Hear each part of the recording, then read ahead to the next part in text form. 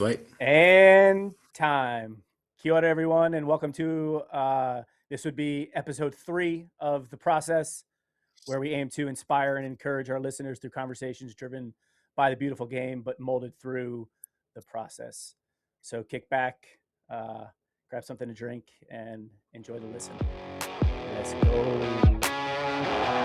This is football with New Zealand finest. You wouldn't believe the stories I've heard from that club. One of one. Sometimes your best just doesn't cut it. The process. Show. This is the one and only Mr. Cole Peverley. Yeah, good, mate. Thanks for having me. No, everything all good here. Just in obviously Papamoa by the beach. Yeah, life's good at the moment, Prosser. Very good. I'm going to quote one of the most decorated players in New Zealand domestic football history. That's what I'm going to kind of put a tag on you from that end.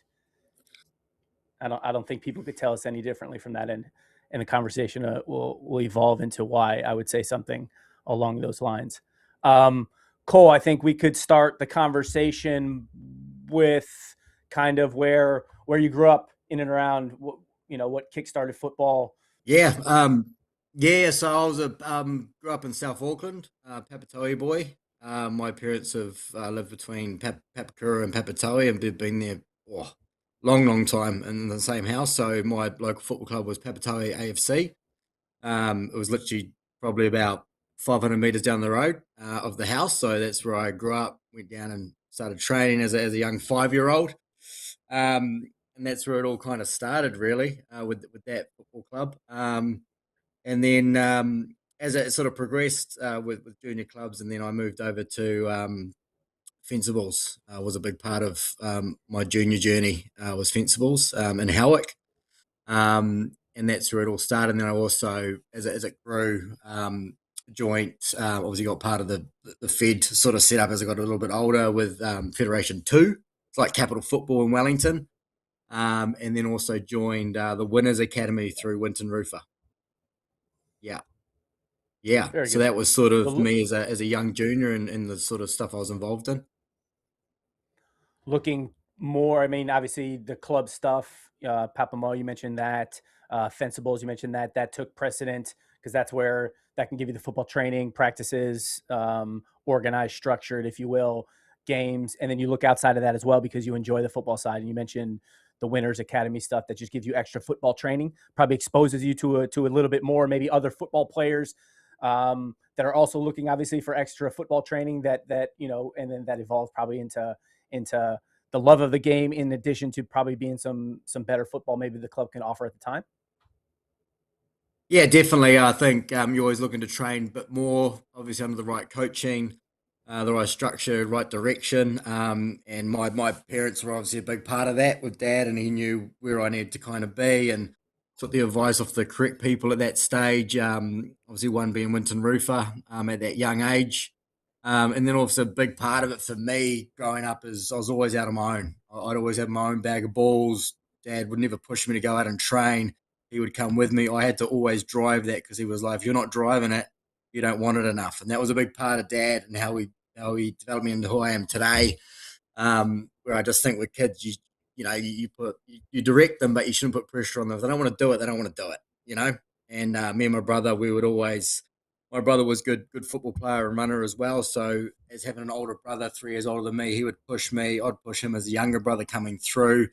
And we would literally wake up in the mornings every day at 6 a.m. We had an outdoor setup with a floodlight, a wall on one side, a wall on the other, so you could hit the ball, touch, play out, hit the wall again, left foot, right foot, floodlight, go to school, come back, either go to Winners or go to my club training. And then I'd always be outside training by myself or my brother.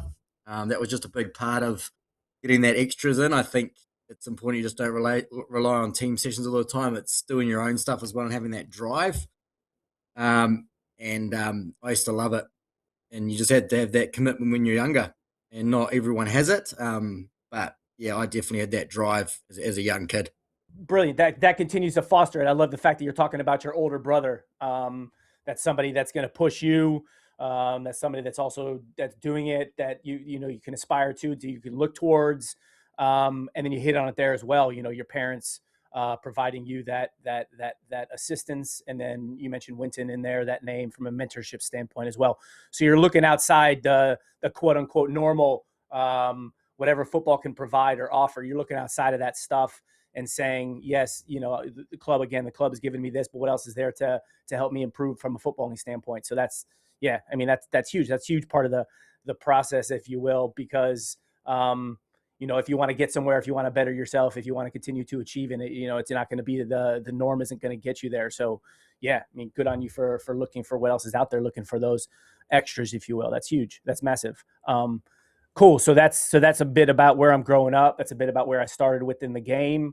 And then you mentioned about did those extras, did those provide any extra like pathways or other opportunities for yourself, or because obviously you're looking out elsewhere outside the club stuff that's just there for the normal football player. Yeah. There was obviously always opportunities when you're a talented kid. People are always trying to grab you different directions. Come into this academy, come to this club.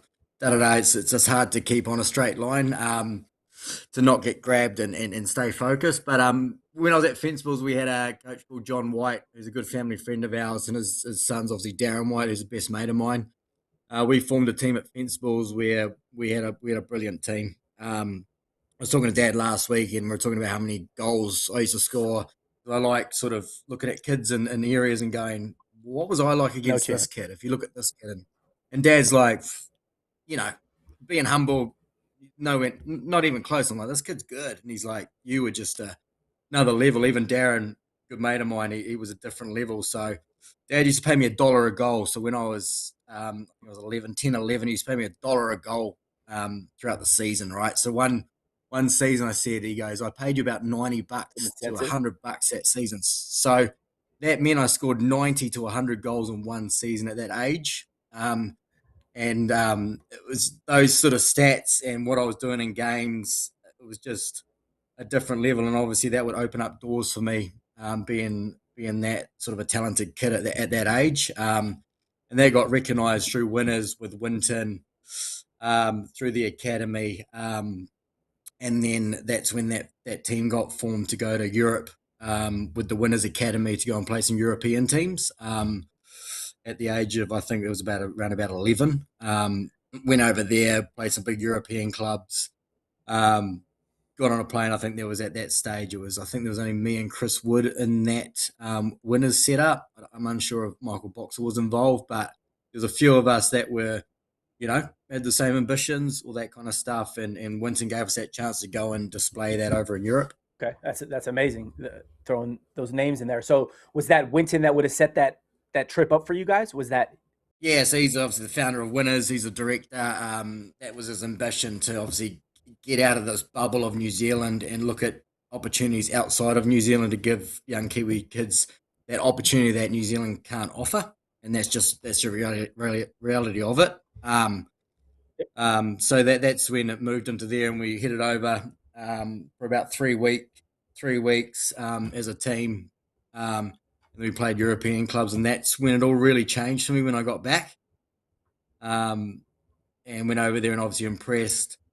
And that's when came back, and then there was a coach, a German coach at Albany United at the time, contacted Dad and said, hey, we've heard of Cole, and he's been dominating New Zealand as a junior. We've had a few phone calls from this European tournament from big clubs over in Europe. I'm going to link him into a German club called FC Hansa Rostock in the German Bundesliga. They want him to fly over and do a 6-week trial. I've got a few other players that played for Albany at the time that will go over. So there's 3 of us that went over to support each other. So I'm not going over on my own. So at that stage, my parents had a real big decision to go, hey, no, too early, or this is what Cole needs. At that point, I just agreed a sort of a scholarship thing with Auckland Grammar. It was 2 options. There was King's College, Auckland Grammar. And then I wasn't really favourable of school. I just never have been. I struggled big time. Yeah. So I think Dad recognised that and go, we need to get him out of here. And there wouldn't have been anybody your age or young people from New Zealand, from a Kiwi standpoint, with opportunities like that. Many. No. I think looking back, and I talk to people now, and we'll go into it a bit later with who came over in the end and that, and we go, there wouldn't be any, or if any, at that age to sort of carve that pathway for young players to sort of trust the system over in Europe, get looked after. Um, Looking back, and it was actually quite remarkable on how young I actually was to go and do that. And as it went on, with that opportunity to then go over for 6 week trial with two other players from Albany, which was Michael McMurtry and Cab Mandalay. They came over with me, and it got to that stage where I really impressed in that 6 weeks. They unfortunately didn't, and they sent them into the feeder club called Bentwich in Germany in the same city, which was a feeder club. And they said, Cole, but we want you to stay with Bundesliga FC Hansa Rostock. So then it all changed again because I was like, holy shit, I'm on my own now.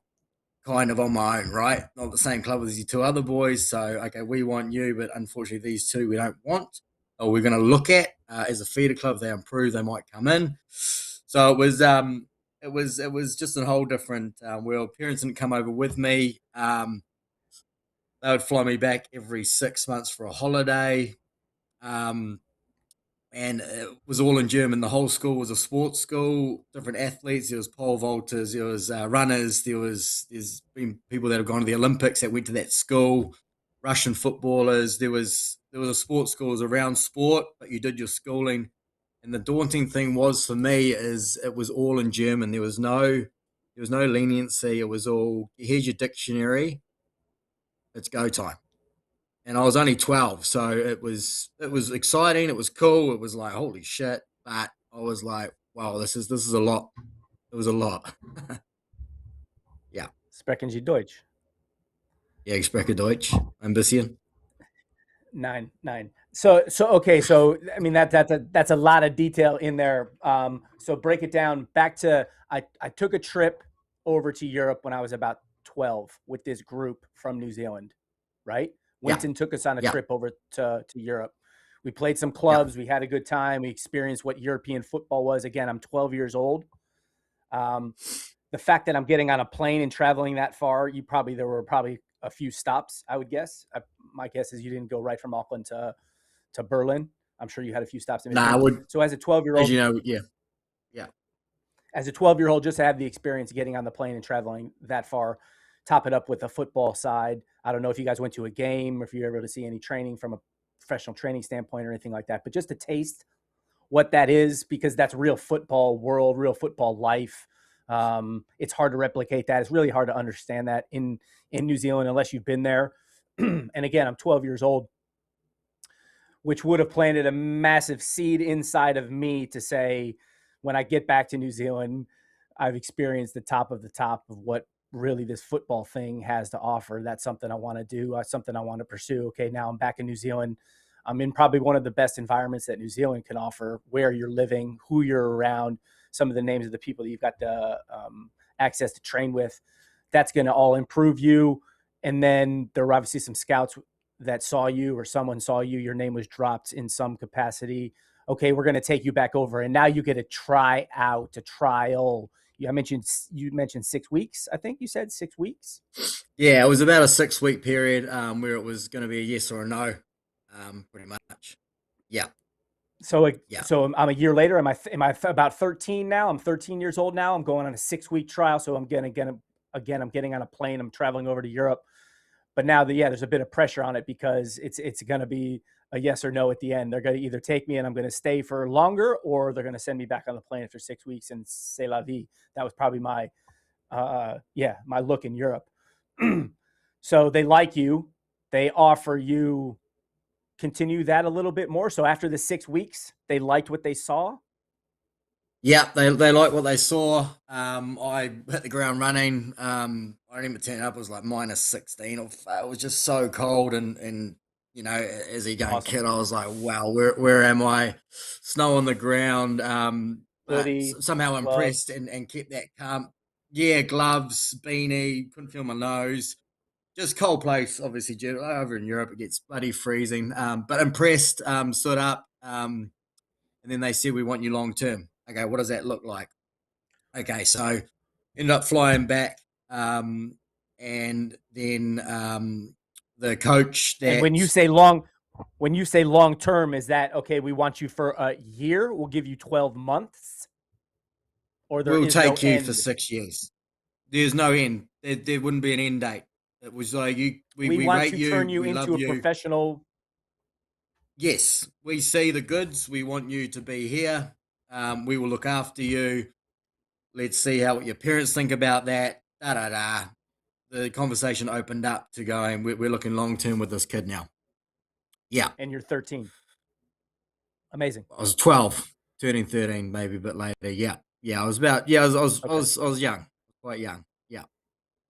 So understanding again the age, maturity, where I'm at, but I want to be a football player. Again, there's a why there. I want to be a football player. I've seen what that could offer me on that side. There is nothing like that in New Zealand. Yes, but yeah, I can't imagine what mom and dad are thinking. And then, even from your standpoint, to have the balls, if you Yeah. will, to make a leap of faith Yeah. like that. Yeah. So there's two parts of it. There was the parents going, I knew what dad's answer was. Mum was like, no, no, no, no. Dad was like, yeah, this is going to happen. Then I had the New Zealand football part of it, right? So I was involved in, obviously, with the rec tournaments over in New Zealand. You used to always put a New Zealand team in the rec tournaments back in the day, right? So I was involved in that, and it was sort of had involved in that and stuff. So that's where it all started. So what we had now, and this is how it was different, where New Zealand football didn't support the move. No, you've got to stay in New Zealand.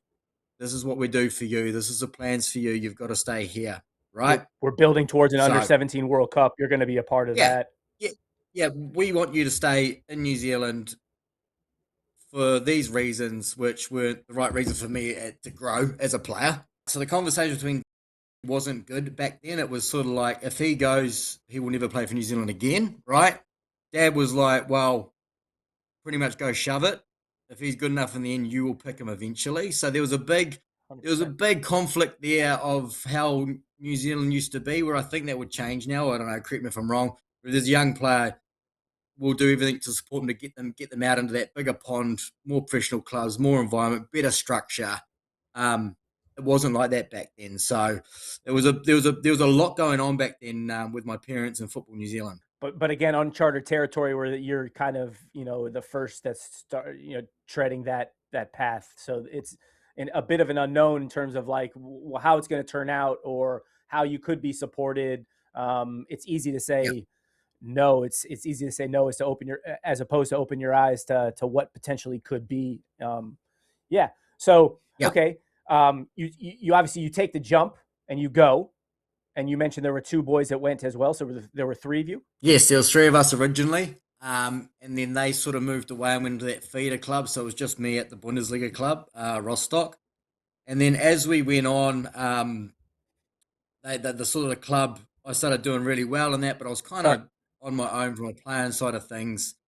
They asked me and said to me, guys, is there anyone back in New Zealand that is as good as you or up there with you? And I said, well, there happens to be someone up there with me. His name's Darren White. And he happens to be my best mate growing up. And they were like, perfect, let's get him over. Right? It's not about what you know, it's about who you know. Yeah, so this is what the club went through to try to keep me settled and happy, and this is what big clubs do, and they go find different ways to go. How can we keep Cole secure and happy? Young kid, very daunting for him. He needs support from a mate standpoint or a player that knows English that I'm close with that we can kind of bounce off each other, and that was their whole plan back then. So that's when Darren got involved in it as well, and came in and also impressed, and they wanted him long term as well at Rostock. So you helped get him his foot in the door there. So two things here. Talk to me about what's the away from the game side, away from the training side, or even I'd like to know a little bit about the training side, but like what's your living situation like? You're 13 years old. Where am I living? Yeah. Who am I living with? Yeah. How do I get around? Am Yeah. I in school? Yeah. How do I get to training? All that stuff. And then you mentioned Darren coming over, and you had also mentioned that there are other two Kiwi boys that were there with you as well. were there other international Yeah. players in and around that setup? Like they took a liking to you. What other internationals were there? Other internationals that were involved in that? So that's kind of two-part. Yeah. So originally it was Darren that came over. Then we got back to three, and then a player called Mikhail Bridovelt came over with us as well. So we're back to three of us, right? Um, but if you look at ability wise, they were at a higher stand than what we had in the past. So it was back to three, right? So they came back with me, and then got involved in the club, and the club like Mickey as well. So we're back to three of us that were at the Bundesliga club at that time. All right, so we Okay. had loads of support, and then from a living situation when I first got over there, for example, is the coach that was involved in Albany United moved to Rostock with us and got us an apartment for that support, blah, blah, blah, food, whatever, had an apartment, trainings, everything was self sufficient, right? So this is how I grew up real quick because I had to get myself to training, buses, trains. It was yeah, you know, you could easily sink, Wow. swim or sink. You're into it. It was, you plan your own. Yeah, grew up really quick, really quick. It was on, you know what I mean? There was that So support there, but yet again, I had to stand on my own 2 feet. 100%. I mean, it's just that's more evolution to that's awesome. The evolution of the Kiwi player that's gone from jumping in at a young age to having no clue what it looks like on that side, that's evolved now to our young players that go over there on trials, and facilities obviously have evolved as well over on that side that get set up in dormitories or Yeah, homestays, or yeah, which then obviously yeah, translates to one, my mental state, because it gives me, satisfaction of putting my head down on a pillow at night in a safe place that I know is going to, and then and then it also just the whole structure of it, as opposed to, mm, yeah, I mean, that sounds a bit of Lord of the Flies. Like I'm living in an apartment. There's 3 or 4 of us. We have an adult that's looking after us, yeah, but I have to get my own transportation. yeah, I have to. So the evolution from where we've started to where we come from to now today is massive, and that's a beautiful thing. You talking about that because that's trailblazing where players now are. The ability players have now to get over to that side of the pond and what that looks like, as opposed to what it looked like when you started out. yeah. And that has got better over time, but back then it was yeah, I was in an As it apartment with should. someone I didn't really know. The support was there, but it wasn't. So the club did recognise that probably about a year and a half later. They did recognise that and said, "Hey, we've got one of the best sort of hostels in the country from a academy standpoint. It's like Rostock was the best with Hertha Berlin, probably the best youth club in Germany at that point, right? So they had a great setup. It was like a 5-star hotel. This place, right? They said, "Right, we're going to get you in. We're going to take you out of there. We're going to pay for your accommodation, your food. We've got a restaurant at the club. You're out of there. You're with us now. We're going to look after you." So Yeah. you basically had to prove to them, that over, a 6-month or year time period, that you were willing to, embrace the culture, embrace Yeah. being there, embrace doing it all on your own before they technically open the doors to you to allow you into Yeah. their house. And now, like, okay, now I'm one of them. You were on trial before you were really even on trial. Yeah. And with football, you're always, when you get your contract, you're always on trial. You got to perform every day. You got to step up. You got to show the right attitude. It never stops, mate. It never, it never stops. You're always got to be on. And they recognised that and said, "Look, this is where we see you. Obviously, now we're going to invest in you, and we're going to do whatever it takes to support you, to get you in a good mindset, feel comfortable." Because at that point, I was still so young, right? With all these other kids and German kids or whatever, and there was actually, it just when I looking back, it blows my mind that it was just sort of me there with random people, and it's hard back then because as a parent, mum and dad, like, I don't blame them for not moving over because of financial stuff. But then I'm going, holy shit, would I do that with my daughter or son? I'd be going. It's a tough one, and it's nothing against them or anything, but it's like I get it completely, but it's like I was just there on my own, just trying to survive, really, in survival mode every day. Yeah, But yeah, you're getting up on a daily basis. You're getting yourself to training on a daily basis. You're going through yeah, I mean, you're a foreigner, you're fighting for I would assume you're taking one of the German players' spots. So you're fighting every single day from that aspect. Does that keep you hungry? Does that wear on you? Like what is that over time? Like, it's what you want to do. That's why you're there.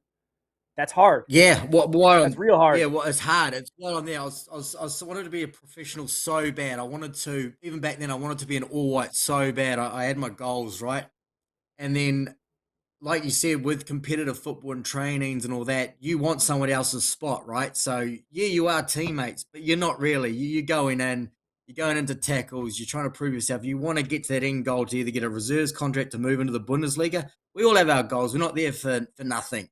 These are the best kids in the country at these big clubs, all competing, and it takes a toll on you, yes, but it grows you into a better person and teaches you resilience at a young age, which I'll never regret that, because I'm resilient in spaces of work where people can't handle, where I just go, that's nothing to me. That is nothing to me.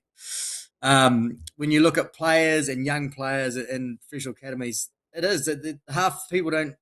I don't think many players liked me, to be honest. Like the half did, I got along with a lot of them, but the ones that were like in that next bracket that I was knocking on the door, they didn't want a bar of me or a bar of Darren. We were like the Kiwi kids. Like, who are these kids? So there's a bit of intimidation there. You're in their country at the end of the day. And that's where it got really tough at the end when I turned into 15, 16, where I started to do really well. And there started to be a bit of friction in the dorms and all that kind of stuff, where it wasn't a nice place to be anymore. And going back into that year when I was sort of 15, 16, this is where Soccer New Zealand came back into play. So I got selected into a rec tournament in Germany, right? So it's like capital football, but it's German federation. So all the best players, like me, Tony Cruz in that team, who played with me at Rostock. So we got selected into that. And then went to a rec tournament, right, where we play like the best players from Hamburg, best players from Bayern. So it's all regionals, right? So we went and did really well in that. So then on the Monday, I remember getting back, and then my head coach for my age group at Rostock sat me down and go, look, I've been contacted from the German Federation. And I was like, well, what has that got to do with me? I'm not German. I don't have a passport. He goes, doesn't matter. They want to look at you and they want to put you in a 40-man squad and send you into camp. And they want to look at you to see if there's a possibility of getting you a German passport to go and eventually play age group stuff for Germany, right? So this was massive. So looking back, wow, Dad still got the letter from the German Federation all framed up at home in South Auckland of the invitation to that camp. What year would that right? have been? So I was like, what year? what's that? What year That would would have that been have been? about 2000, Put a date on it. 2004, 2004, Okay. 2005. Yep. So that was sort of the years where even as a Bundesliga, youth Bundesliga team, we were probably the best in the country with Hertha, who had the Boateng brothers, right? So these are the kind of players that were floating around in our age group. And if we were doing well, that put me on the map, that put Tony Cruz on the map. That was just like we were at a different level. So I went into that camp, and 40 players went in. I remember walking into the hotel room, and then all the German kits laid out. Like, this was just mind-blowing to me, because it's Germany and Europe, with the best kids Kiwi in the country, and I'm just a Kiwi from South Auckland going, I'm with the big hitters, and I'm competing and doing really well. Like, it was just blowing my mind. And the more I get older and look back, it even blows my mind even more, because you take things like that a little bit for granted. You don't actually know where you are. You're like, holy shit, let's just get into it, Love it. So did that camp, and then came back, and then they sat me down again. Look, you're really impressed again, right? So I'm like, okay, cool, because these are the best players in the country. You're the Boateng brothers, you're Joan Boateng, you're Tony Cruz, But I didn't see myself as good as him, because they were still on a different level. You look at Tony; he was in a whole different bracket, as you can see with his career and stuff like that. I could never compare myself to him, but I know playing with him, I was a ball winner. I could win the ball, give it to him, do what I need to do. But it's the caliber we're dealing with player wise, as an age group player, More than capable, understanding your job and your role, and more than capable. Yeah. So you're in a pool. In a pool of players like that. That's got to be mind blowing. to be considered in a group like that. Amazing. You're playing week in, week out. Yeah. That camp doesn't work out, or I come back to New Zealand. Like, how does that all? Yeah, how does that all shake out there? Yeah. I mean, that's an unbelievable group to be a part of. Why don't they keep Yeah, you? so the camp did. Yeah, the camp was great. Like it all went well. They sat me down, but getting a German passport wasn't possible. So it was just going, Hey, look, there's do a your lot of club stuff. good-looking You German keep, women yeah, that I'm sure would have, that you could have gotten a passport potentially. yeah, maybe. There But I was was never very young. I don't no, really. Yeah, I wasn't looking down that option. I was focused on, well, hopefully at that stage, focus on my football and that. okay, But still young, still young. yeah, and that's when sort of Winton got a little bit closer to it, and that conversation sort of started going, okay, how can we make this work? And then So are all you of a using Winton sudden, as like? So are you using Winton as like he's having some conversations? He's obviously a mentor there. He's knocking on some doors yeah, for yeah, you. Is that definitely, yeah. something that you're He leaning was a on? big, Got it. yeah, big part of my journey. My parents got along with Winton really well. My brother still has a Brilliant. good relationship with Winton to this day. I think they hang out a lot. Love it. But he was Love it. sort of there to give advice. What are we going to do? Okay, that wasn't an option. A German passport wasn't an option. Would I get to that level where I'd play national team for Germany? Realistically, no. But at that age group, it helps you to secure maybe a pro contract. You're in that big crop of kids. So then all of a sudden, we got a phone call from like Ricky Herbert and Stu Jacobs that they wanted us to go into an all whites camp at 16 in Germany when they were playing some international friendlies over there.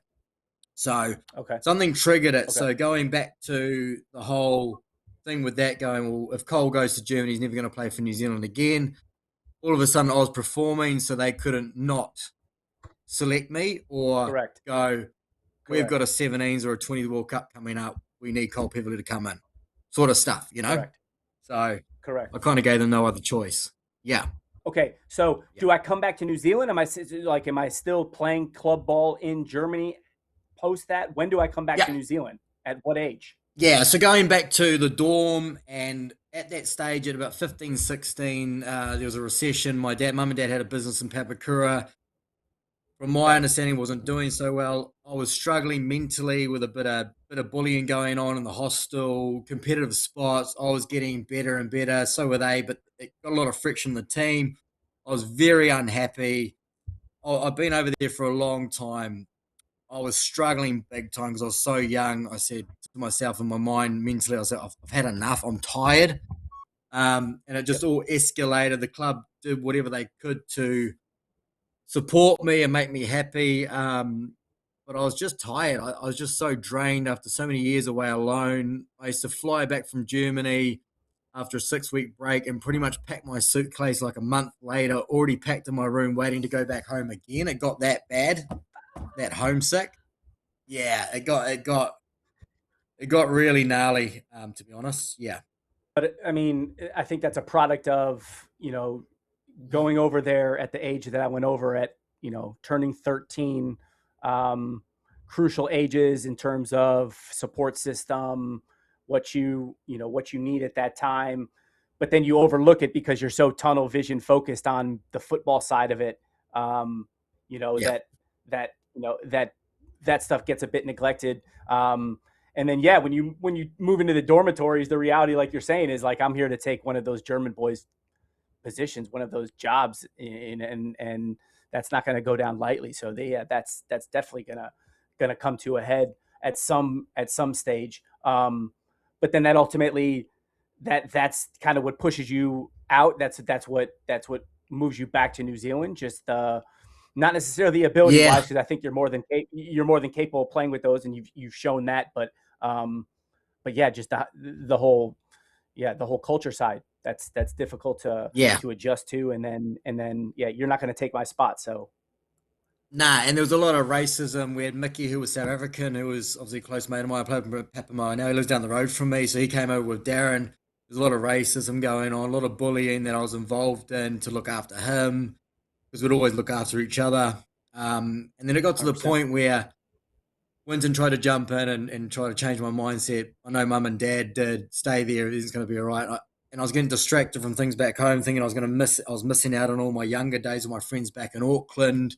as a young kid, I haven't developed yet into that personality where I'm making good decisions on my own. Like I wasn't in a Yeah. position to do that. So I sat down with the club and I said, look, I want to go home. I want you to send me home and I'm not coming back.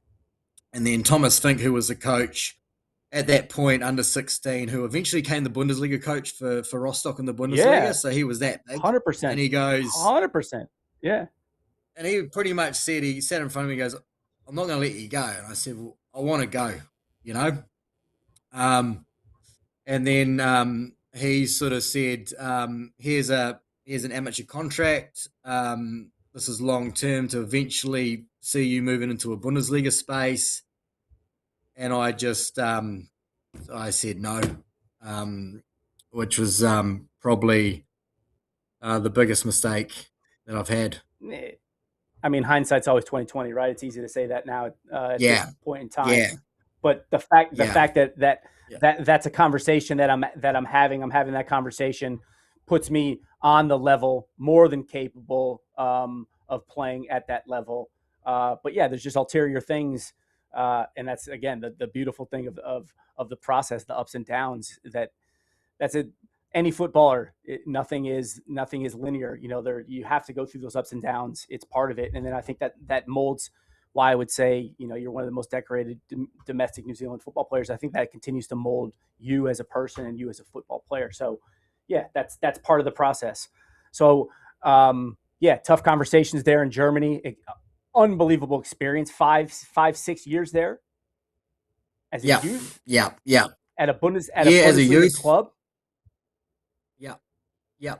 And looking back, Pross, I think if I had have gone a bit later and they're having that conversation to me at 15, 16, I think my answer would have been a lot different. But I was at that stage, I was just ready and I was tired. And I'll always regret that decision. And this is me being honest. I think you look back and I remember jumping on the plane in 2006 and I left the day the World Cup was starting in Germany. And I remember sitting on the plane going, what have I done? I've made the wrong decision, but it was just too late. I couldn't go back. It was done. Okay, so 2006. How old would you have been? 2006. How old? I would have been 16, 17. Yeah. Okay. A lot of football. Yeah. A lot of football in front of me. All right, so I get back to New Zealand. 16, turning 17. What does that look like now from a foot? Do I go back to school? Like what? Where do I go? Yeah, so Winton Rufer was obviously had a big tie with the Knights, right? So which is the old Auckland FC, right? So sure. This conversation already started when I was in Germany because they were like, Winton's like, okay, if this is what's going to happen, and this is what I remember, this is what's going to happen, we're going to get him into the Knights, sign pro at the Knights, get a contract. So I said to Dad, I said, told you, everything's going to be all right. Everything's fine. Don't worry about it. This is cool. I get to be back at home. I'm in my home country. I'll feel more comfortable. Got back, and then the coach that was at the Knights at that time had that relationship with Winton. I think it was John Anstead. Got cancer. He got really sick, or something happened. Then he left the Knights. New coach from Fulham came in. I can't remember his name, and pretty much came in and said, "I don't know who Cole is. I don't want him." Right. So were you? When you got back to New Zealand, were you you were able to start training with the Knights? Like you got right into the yeah. The so like I went in there. Yeah, went in there for a week, and then it just all fell over. It just all fell over, and then any other young players in their setup? Would you have been the youngest? Nah, there was players like I think Stephen Old, I think Jeremy Brocky, and Cole Tinkler, who was in. Okay. Who eventually, I played with them a lot under the 17s, 20s, 23s, all whites, obviously. But that just fell over. You know, it is what it is. And then I signed for Auckland City. Under Roger Wilkinson. Okay, so I'm 17, signed with Auckland City. Yeah. What does that look like? So that was the year of the Club World Cup. So it was good. There was players like me, Michael Boxall, Alex Federer. We were quite young. We were sort of just coming. We were still quite young. So what they had is they qualified the Club World Cup. That was the main purpose for me signing with Auckland FC, is for the Club World Cup and in the league. What year? That would have been 2007. Okay, perfect. All right. So went in there. Roger Wilkinson was the coach. He knew me from a younger boy with John White, Fencibles. We used to do Wendy's ads, the burger outlet. We used to do Wendy's ads for them, be on TV and shit, like as young kids. So he already knew me. I was good, mate. I knew Sam Wilkinson really well. So he was like, all right, we're going to sign for Auckland FC, Auckland City, sorry, and we've got the Club World Cup coming up. And then there was a bust up. There was a bust up between Roger Wilkinson and Kieran Jordan, a few senior players within the club. Anyway, Roger ends up getting the sack. So Roger's gone. So then, so he's gone. So I'm like, fuck, what's going on? Like, the Knights falls over. Now the coach that I know believes in me. Club World Cup's coming up. He's gone as well. And then Alan Jones comes in, right, and goes, well, I'm not going to take any new signings that have come in this year. I'm not taking the Club World Cup. I'm going to release them, and I'm going to go with the old team that got us there. So fucking I was gone. Me, Ross McKenzie, Sam Wilkinson. See you later. Yeah, so there was real interesting stuff happening. It was like the whole dream of Germany ended with a bad decision, and then the wheels just started falling off even at that young age. And it's quite crazy looking back. I was like, fuck, someone give me a break here. Like, what's going on? I love it. I love it. I love it. Yeah. So, but you're fighting, you're punching. Like, again, I'm not giving up on this football thing. Like, I'm going to make this happen. Like, I'm going to exhaust, like, all right, what other options are out there? Like, you've gone from a professional club, the only professional club in New Zealand at that time with the Knights. You've gone the next best club, I would assume, with Auckland City. No, thank you. Yeah. What's next? Yeah. So then I'm like, okay, what's going to happen here? So anyway, fucking back then I'm so independent with how I am. I don't really tell dad anything, right? So I'd be at home, then I wouldn't be at home, then I'd be going overseas to Sydney, coming back, whatever. I was just being a teenager, right? So I was starting to kind of not lose myself, but I was like, okay. So then I got a call from Jonathan Gould and Bobby Gould from Hawke's Bay United. And then we want you to move to Napier. Come and join us. So went there. It was probably the best time of my career, really, from a football standpoint, working under Johnny Gould and especially Bobby Gould. Like, these are big icons in the game, great people, really looked after me, took me under their wing, and had some good seasons there.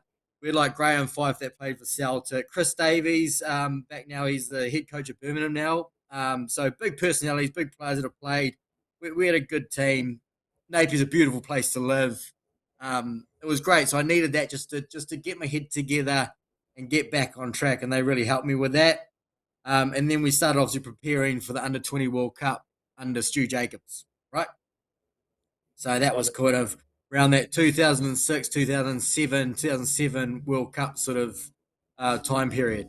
Brilliant. Yeah, we had Stu on episode 1 and mentioned Jonathan Gould's name came up and how class Jonathan is. And I didn't know Bobby was there with him in Napier. That's amazing. The two of them working on that, and you're able to spend some time with them. But yeah, Jonathan's going to keep you on track. Anything, you obviously you're still young, 17, 18.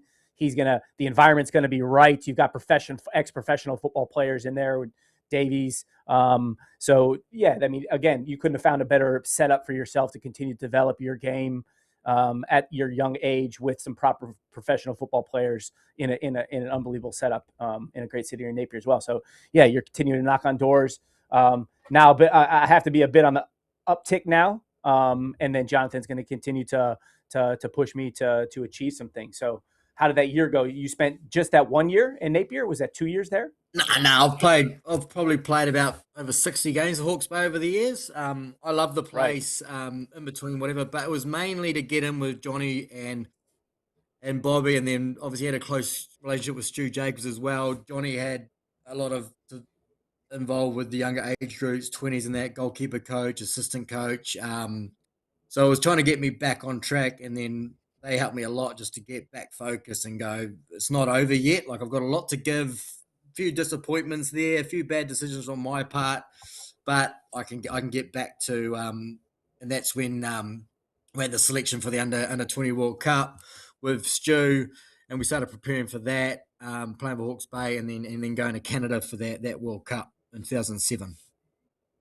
Yeah, he talked about that going to Toronto, I think he had mentioned. Did you guys have Yeah. camps? Did you Yeah. guys have camp setups at like Olay? Would you guys come down to Olay and do camps with the 20s? Yeah, that was Ole Academy. That was our base. That was where we stayed in the dorms. Stu obviously had a good relationship with them. Stu would do all the camps out of there, to be fair, and it was an experience at Ole Academy. Staying in the bunk beds, it was fucking freezing cold, gas heaters, like it really brung the boys closer together. Good, put food on for us, but that's where we did all our pre World Cup stuff, even Olympics as well. Love it. Yeah, Love it. yeah. It's changed a bit since then, but I hope so. just a wee bit. So you went on the Yeah. 20s. You went to the World Cup with the 20s. Yeah, yeah. And then then Come. came back, had a good tournament. We all had a pretty decent tournament. We were playing like Portugal, and it's tough. Like well, New Zealand's always punching well above their weight, as we know. But just gaining that experience and working under Stu was a big part for me. He was sort of a coach that I had with Johnny, and then Stu would always get the best out of me. We were quite close. We had a good relationship. He would talk to me as a good coach tactically, but also a good player manager, which is rare to get the both together. And that's what I really appreciated with Stu. And then I came back. We came back, and then I obviously played for Hawke's Bay again. And then Johnny Gould and Bobby Gould sent me to Leeds United and Newcastle United on trial in the UK. So that was there. I was back and I was playing really well, and they could see the talent and going, hey, can we get this kid back over and restart his sort of journey over in Europe, because they could see the potential there, which was great. And that was just an eye-opener. Not an eye-opener in a bad way, but everything was, when I went to Newcastle United, I went over with Ian Hogg, a left-back that played at Hawke's Bay with me. He was in my 20s and 23s in that left-back. We went over together. And I remember turning up to Newcastle trial, and I thought I would be at that age with the reserves, so trialing with the reserves, but no, it was Kevin Keegan was like, you're straight in with the first team. We need to look at you. You've come with high expectations. So I ended up standing in a circle before training with I remember looking up, there was Michael Owen, there was Damien Duff, there was Joey Barton, there was Viduka. I was like, fucking hell, like the anxiety level, the nervousness, the sweaty palms, my back was sweating. It was like cold, it was winter, and I'm still sweating going, I am shitting myself. Like, I've come in straight out of nationally with Hawke's Bay. Yeah, I'm not at a high level. I'm probably, to get chucked from that level to slow game, slow pace, kind of easy-ish for me at that level. And then I'm going straight into first team at Newcastle United on trial. And I was like, whoa, this is a lot again, you know? Whoa. Yeah. Yeah, you're asking. So, you're asking a lot. Yeah. Yeah, but that's where they held me ability-wise. Jonathan Gould and Bobby, they held me that high to go, this kid can do this. Like, this is where we see him. So trialed really well. Played a first-team game with Newcastle against the reserves. Came off and I thought, fuck, I've done actually really well there. Like, looking at the players, like looking at Joey Barton, all them, I'm like, I can do what they can do. You know what I mean? Like, I was like, okay, sweet. And similar to Ian, like he did reasonably well at left back and that. And I remember walking down the changing room, and then Kevin Keegan pulled me to the side, and I remember Andy Carroll walked past me and sort of like smiled as you say, you know, hey, how you doing the thing? And then he's like, oh, look, you're a good player. You can tackle, your range of passes, you can hit a 40-yard diag on a dime, you can cut out, you know, you can, instead of getting there in 3 passes, you can get there in 1. You're good in the tackle, you're good in the air. But at that stage, I didn't have a UK passport either, no English passport, anything. So he's like, look, it's tough. Like, you've come into this atmosphere. I could sign 100 of you tomorrow. And that's reality over there. It's so competitive. There's so many good players. It's a Newcastle United Premier League club. People don't realise and go, there's a 1%, there's a fine line on who makes it and who does it. You know, you look at how many Kiwis have actually made a Premier League. You can count them on one hand, right? It's very tough. So it was tough. But then Kevin King was like, well, we're going to send you to Leeds. So Dennis Wise was a big part of Leeds, big part of Bobby Gould's Wilmington campaign when he played for Wilmington, Dennis Wise. So that connection was there. He goes, "We really believe in you. You're going to go to Leeds with Ian, and you're going to go in there and have a try at Leeds. We're in the championship back then. They were down a level, right? So, which kind of more might have suited me at that level I was at. And then, yeah, so that went really well as well. But then I ended up. There was a player called Delph. He played for Man City. He's a midfielder. I can't remember his first name. Delph, left footer. He ended up going for both Man City. Anyway, trained with them, and he was like the main man there. He was phenomenal. Da da da. And I remember the coach when I was training was like, "Go on, big man, doing well, big man." I was like, "Okay, feeling good."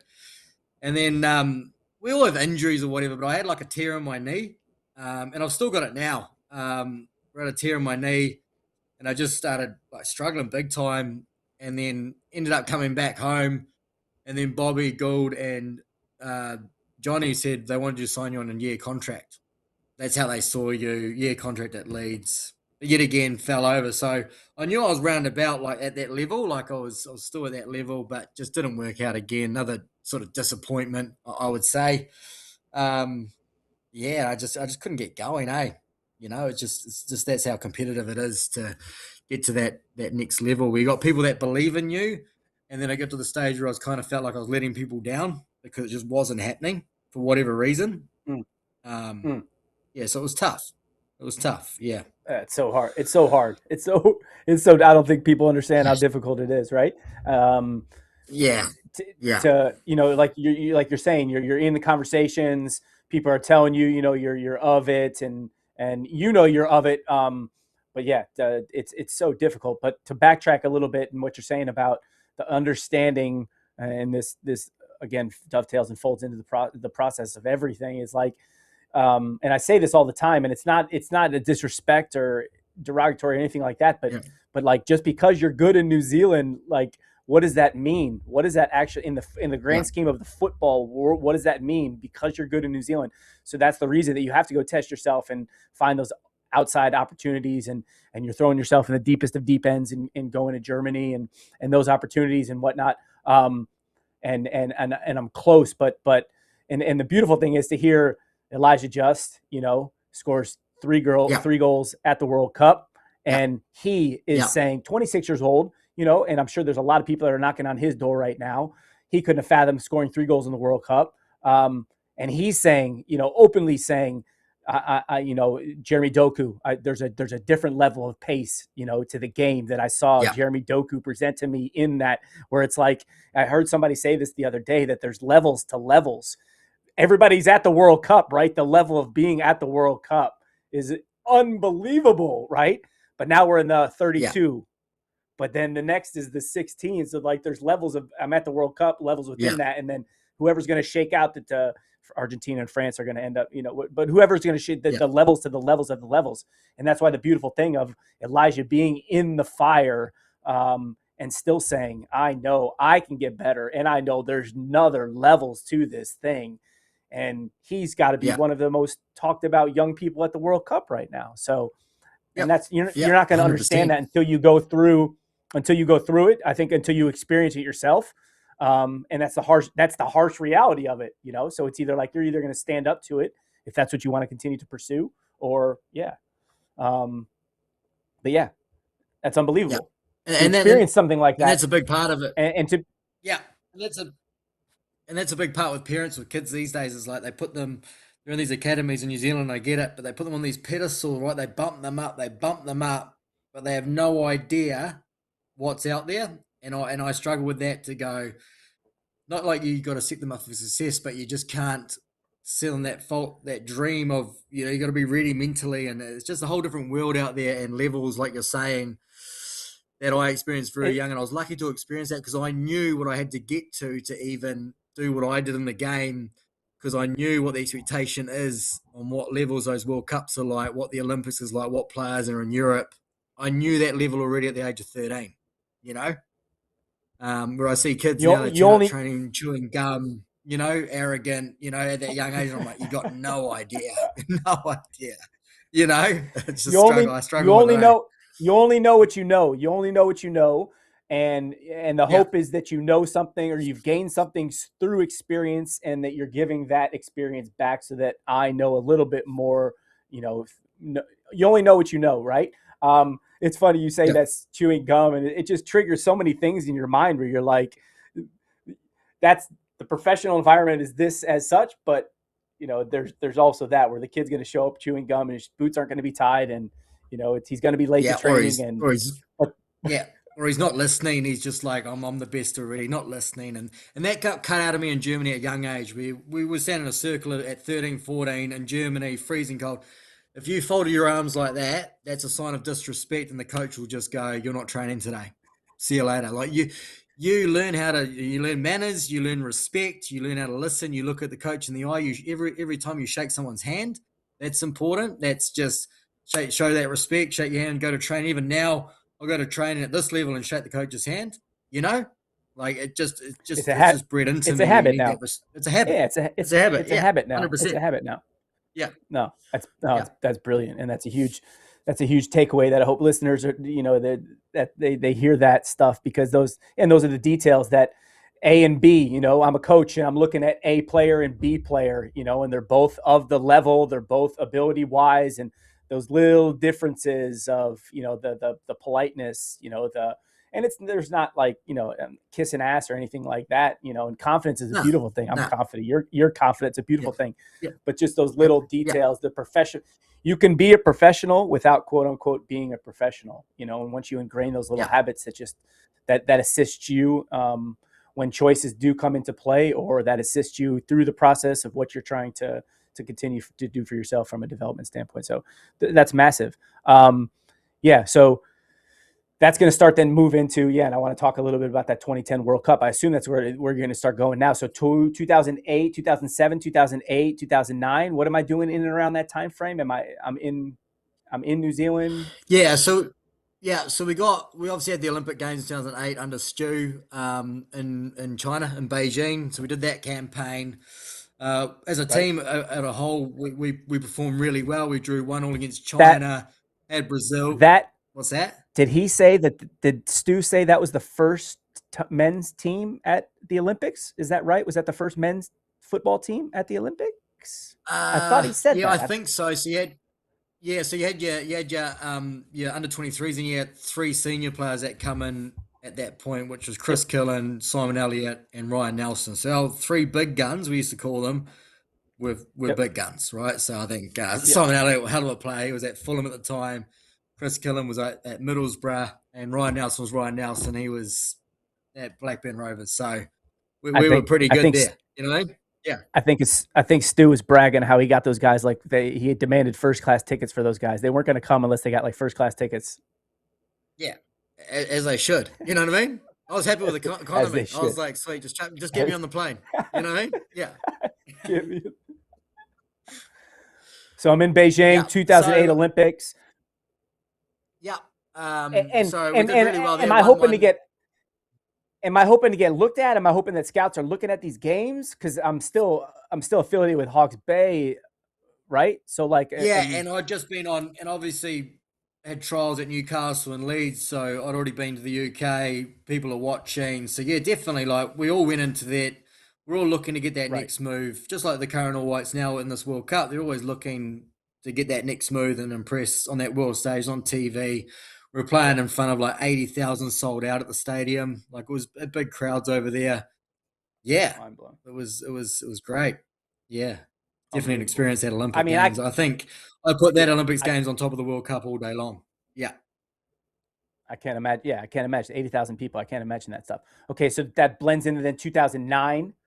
What starts happening in around 2009? Because obviously the World Cup, is there qualification that starts to come into play? Like what happens? Yep. Yep. So after that, so Olympics, then got my first cap for the All Whites. 2008 was like a game against Fiji, like a World Cup qualifier.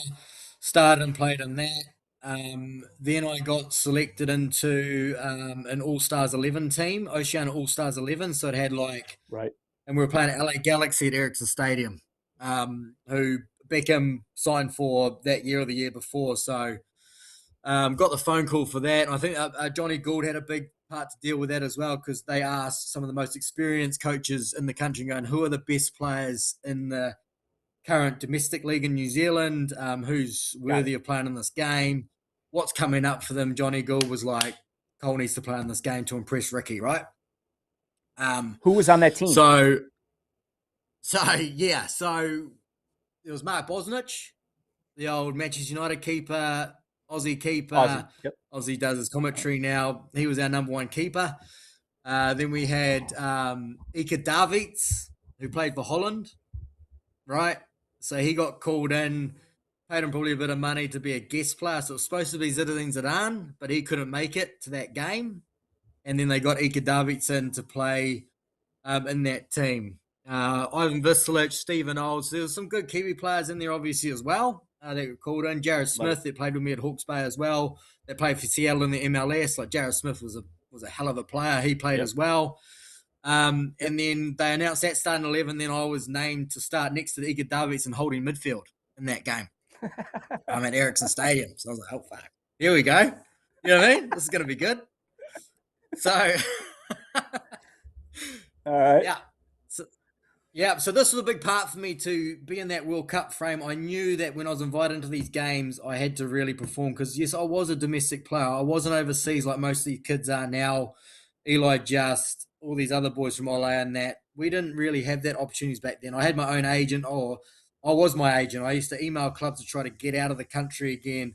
It wasn't like that like it is now. I think with Ole Academy, we're giving players opportunities to get them out, get them into the clubs with like Declan Edge, getting them to Sweden, whatever. That wasn't kind of around back then. It was sort of me just trying to get out and make my own pathway and get back on track. So anyway, I played that game with Ika Davies, played against Beckham, and got man of the match in that game. So you did. For some reason in these games, I'd always, even with work now, I could, if the pressure's on me, I'll always perform. It's just a weird thing about me. It's even with work, if the pressure's on me, I'll always hit my KPIs, hit my numbers, no bother. So I was. Did you score a goal in the game? Like what did you score a goal? Like no, what did you just stand out? Work rate, like didn't give the ball just away. Work rate, range of passing. Yeah, just normal me, like winning the ball, range of passing. Kick the shit out of Beckham. Like, do you remember doing anything like that in your mind was like, whoa, that was. Yeah. Like, there was one time, like, Ika Davies was kicking the shit out of Beckham that whole game. They didn't talk to each other. There was real conflict there because they're big pros. They don't fucking need to like each other. So, yeah, it was on. And I remember one tackle where Beckham was phenomenal, by the way, like his range of pass and all that. It was a great night to be part of. But I remember one, he flicked it past me, and then I've just taken him out. And then he's kind of looked at me, and I'm like, fucking hell, just like kind of taking out Beckham. But it was a surreal experience. But I think it comes back to mentality, resilience, and that, where I was that kind of player. I was a bit nasty. I was a bit of a mongrel when I was playing through my whole career, where no one would really mess with me. They would be careful of me. But then if you were playing against me, it'd be a nightmare for you. If you're a part of my team, I'd look after you. You'd be part of my family. I'll do anything for you, right? And that was just me as a captain and all that kind of stuff. But when it came to games, I didn't care who you were. I was going to be on top of you no matter what, and I wanted to be better than you every game. That was just my expectation of myself. That was just how I was, you know. Did you get Beckham's shirt after the game? Yeah, so that was part of it. Getting player of the day, man of the match. Got a shirt signed by Beckham, Ivan Vislic, Ika Davids, and Mark Bosnich. So it's just in the closet at the house here now. Yeah. Do you think like that mongrel? Do you think that mentality? Do you think that came from being 13 years old and living in the dormitories with these boys that are bust from Nuremberg, and it's cold as shit in middle of February, but I want to be a pro. I want to be a pro football player. Do you think it stemmed from some of that stuff? You don't. Like, it's survival every day. You're a part of a team. You get that resilience and that aggression.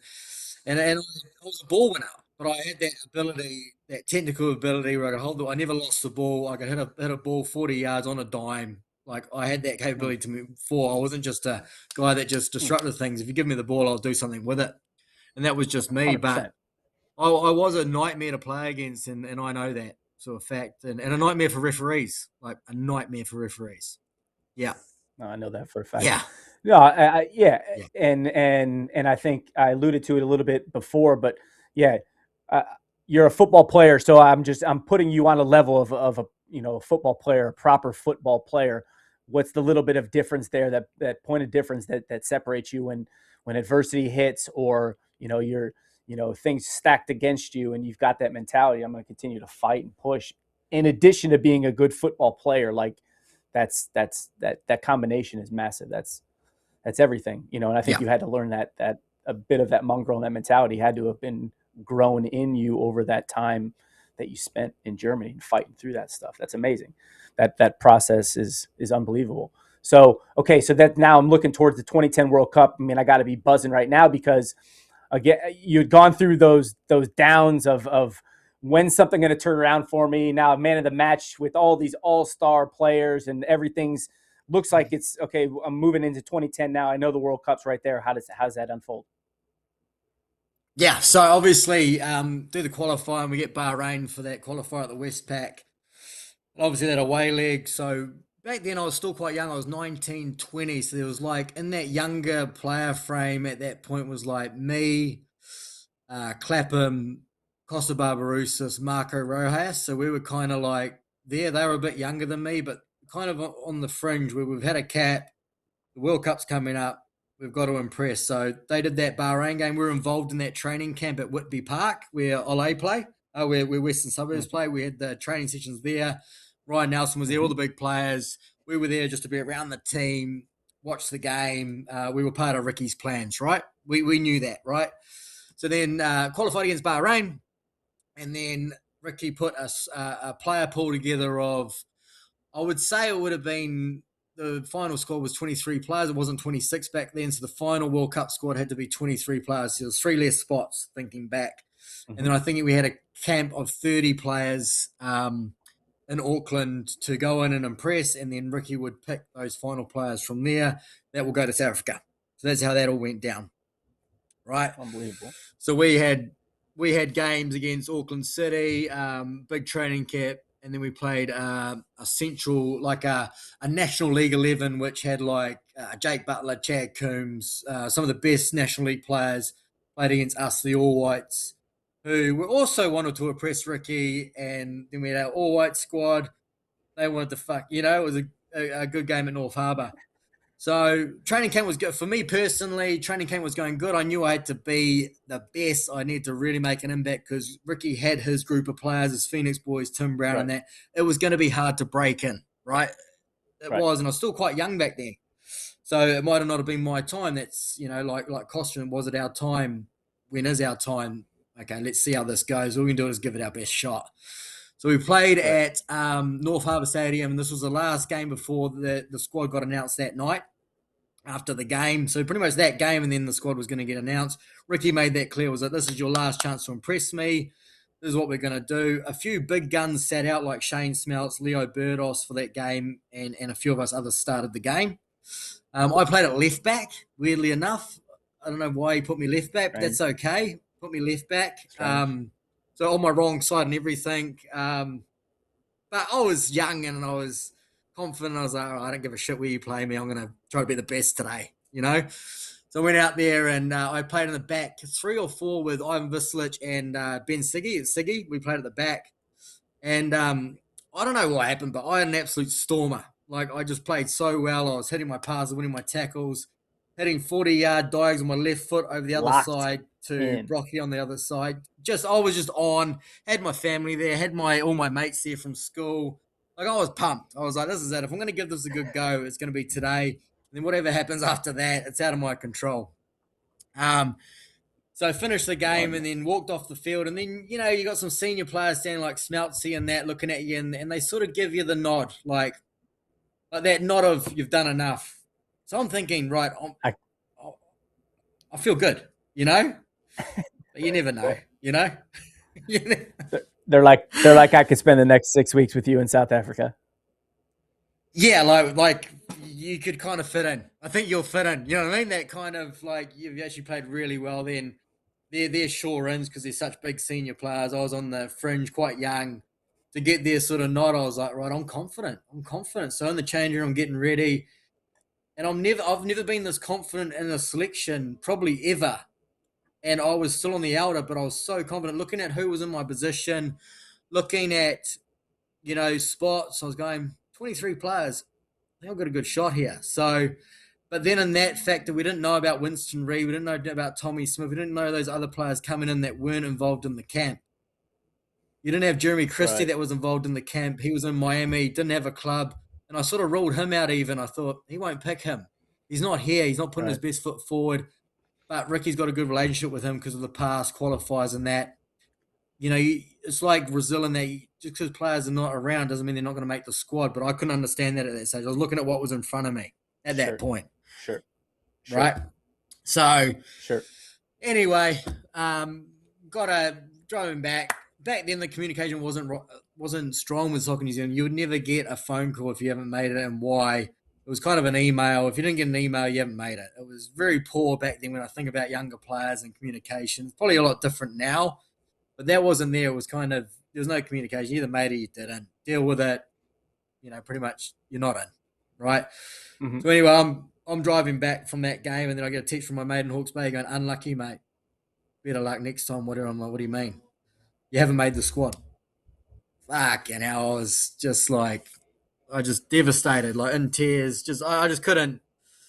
It was devastating. Like these boys that didn't make this World Cup, I know their pain because it's devastating if you don't make it and you get close and then you're not on that plane to go.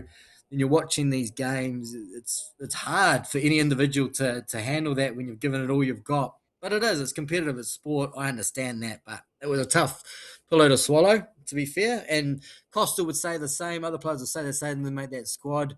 We Costa, a phenomenal player, quite young, but fuck, you could definitely put him in that team. Definitely, So, and other players, but we didn't make it. Yeah. But, okay, so you get that message. Devastating. Don't enjoy it. Obviously, it's another kind of gut punch, whatnot. Yeah. How does that, like, what time frame do I allow myself? Yeah, and then how does that then? Because I know that's not the end to it. No, so I get back. I'm currently playing under Stu Jacobs at Team Wellington. So we had two other players in that squad. So there was me, James Bannatyne, and Andy Barron. So they've made it. I haven't. So I'm like, fuck. So I'm going back to my club side. Haven't made it. So I could have went both ways here, and I said I could either sulk and be bitter about it and go, pretty much, fuck you, Ricky. I don't really want to know you anymore. I'm done, or whatever. Or I go the other way and go and just let them know. Go, hey, I understand the decision I did. It was a good squad. It's like this current squad now. Some make it, some don't. Didn't. Got taken on the chin. What can I work on? If I'm not selected, I went out to Ricky or a few and I said, just let you know, I've come back, and if you need me, I'm ready. All right? Because I knew I wasn't far away from that squad. I knew I was roundabout. It might have been Clapham over me. It might have been a few different factors, I knew I was close. So I said, look, I'm here if you need me. Keep going to the gym. Keep training. Got to get over it. Got to carry on. Be positive about it. I was happy to be part of that, even set up to start off with. Show a better character, and I learned from this in Germany. Don't show bitterness to a coach or attitude, otherwise they're going to go, I don't really want to select you anyway, right? Because you've reacted poorly to this. Perfect. I think that's really important of what I did to overcome that decision. So anyway, went to the gym. They had always had a game against Australia, pre-World Cup against Australia. I remember watching the game actually, and Tim Brown went down and broke his collarbone. Right, big injury. Oof. So I must have been having a couple of beers because I didn't think anything of it, right? So I must have been watching the game with some mates, and I was like, whatever. Hard luck, carried on. Didn't think much of it. Yeah, went down to bloody El Horno in Wellington maybe, had a bit of a bender, didn't really think anything of it, right? So she'll be right. And then she'll be right. It'll be okay. So then the next day, a couple of days later, I went to the gym and all these cameras were at Exodus Gym in Wellington, cameras, and I'm thinking there must be like an All Black here or something. Why are they hanging around? Didn't think anything of it. And then I got a phone call through my mobile, phone on me. It was the director of Football New Zealand saying, "Pack your bags, you're going to the World Cup. We are calling you in to replace Tim Brown as a midfielder. You were close. We think we rate you. We'll see you soon." Boom. So everything changed for me again, and it was unbelievable the feeling that I had come over me, to have that disappointment, to then going, I'm going to a World Cup. You know, I'm going to a World Cup. My dream, as any footballer, any kid, that was my dream, to play for New Zealand and to go to a World Cup. That was just my dream. Like Winton River did in '82, Ricky did in '82. That was just my dream, to do that and go to a World Cup. So, you could imagine how excited and happy I was. It was unbelievable. Yeah. Any footballer's dream, right? That's the pinnacle of it. Yeah. But I think keeping yourself ready, like keeping yourself physically ready. I think you said you were going to the gym on a consistent basis, and you're around Team Wellington, so you're in an environment. So physically, I'm keeping myself ready, and then mentally telling them, in case you need me, I'm ready. So mentally, you're in a place that if you did get the call up, you're ready to go. I think that's crucial, and not just spitting the dummy and throwing your toys out. You never know what could happen. Logan Rogerson, right? Like Matty Garbutt goes down, Logan Rogerson gets the call up. So anything can happen, right? Exactly what happened. Yep. Yeah. I was doing the math. I think that's what go ahead. Yeah, I think that's so important when you talk about resilience with kids and selections, and it's not always going to go your way, but it's important to keep it together and think long term and go, if I spit the dummy and show that negative to the coach, it's like attitudes when you're coaching. You'll know it through your coaching. You see that attitude or that pushback, and you go, little bit of a, can I rely on this player? Is he ready? Have I made the right decision? You sort of justify your decision with a player when they act like that. You go, well, I'm right. I don't think you're wrong, but I also don't think you're right. I'm going to show you, and I'm going to prove to you that I deserve to be there, and I'm going to prove myself to you. You just let me in, and I'll prove to you what I can do. And that's kind of what kind of happened.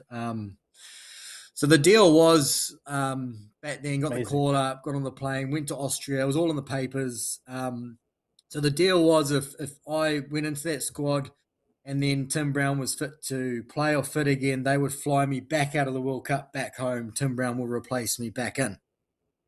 That was the agreement, right? They never really sat down to me to speak about that, but it didn't matter at that point. I was going to a World Cup, so I didn't really care.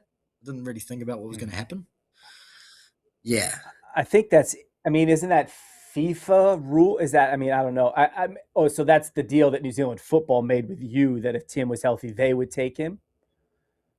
Yeah, because they don't actually have to do that. They can select their team on how they want to, what their 23s, what the 23-man squad is. But if he is fit to play, yeah, cool, yeah, 100%. I'll be in there as cover.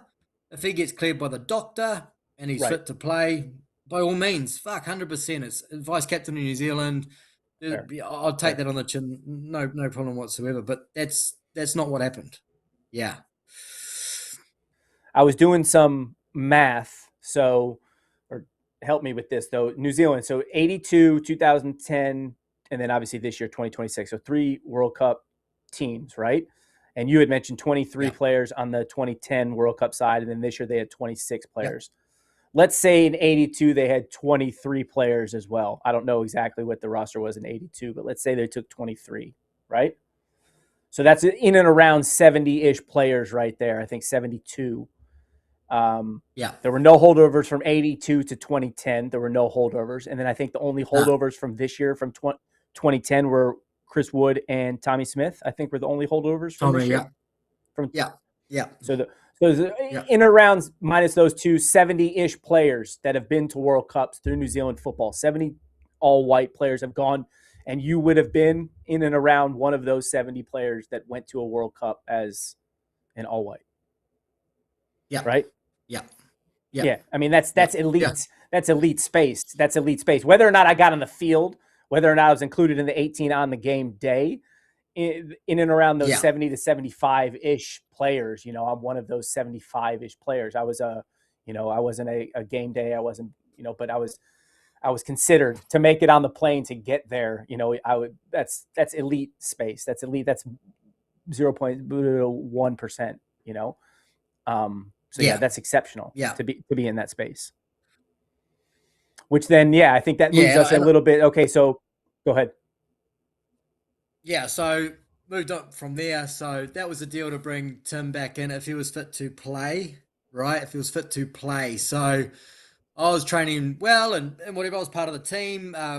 Simon Elliott was brilliant with me. Ryan Nelson, those senior players. And I remember Simon Elliott saying to me one day, like, Simon was fucking phenomenal midfielder, but quite hard. Like, he was hard on me, Simon. Like, Simon Elliott was in my Olympic team, then in the All Whites, and he knew the expectation because he could push me, but he was hard on me, which I needed. But there was one training in Austria where I gave the ball away. And he's yelled at me. He's got stuck into me, and I've gone, okay. And he could tell I was taken back by it, but he came up to me and goes, look, I'm only giving you a hard time because I fucking believe in you and you deserve to be here. I hear that you deserve to be here. And it gave me that confidence. So I said, okay, I'm part of this team. I'm part of this group. I belong here. I'm not just an outsider that's come in like a ring in. I'm part of this team. Like, I'm an all white. I'm part of this team. 100%. I'm at the World Cup. The senior players 100%. back me. Take a breather, Cole, and relax yourself. Because it was full on, like flying in, being part, not originally selected, So anyway, Target yeah, on my back. Yes, yeah. So then obviously the media started coming out that.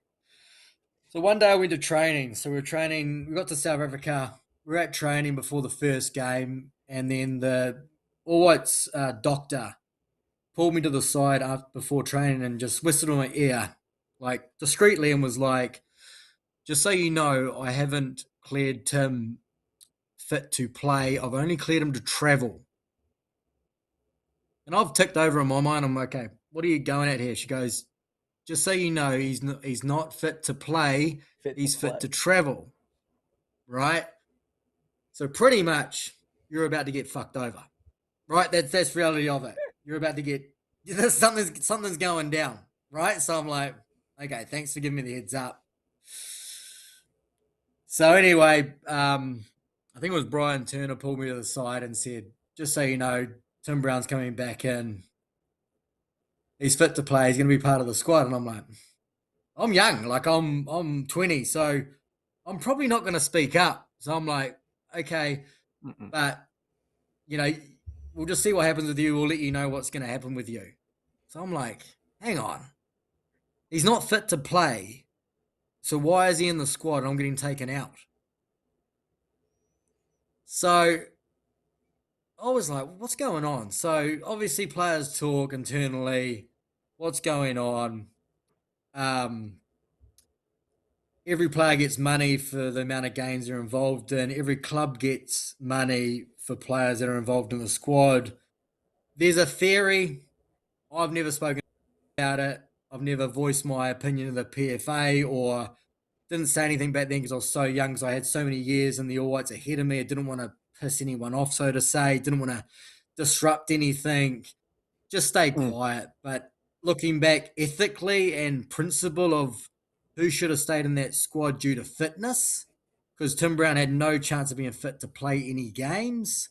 He hardly trained. He ran around, no contact.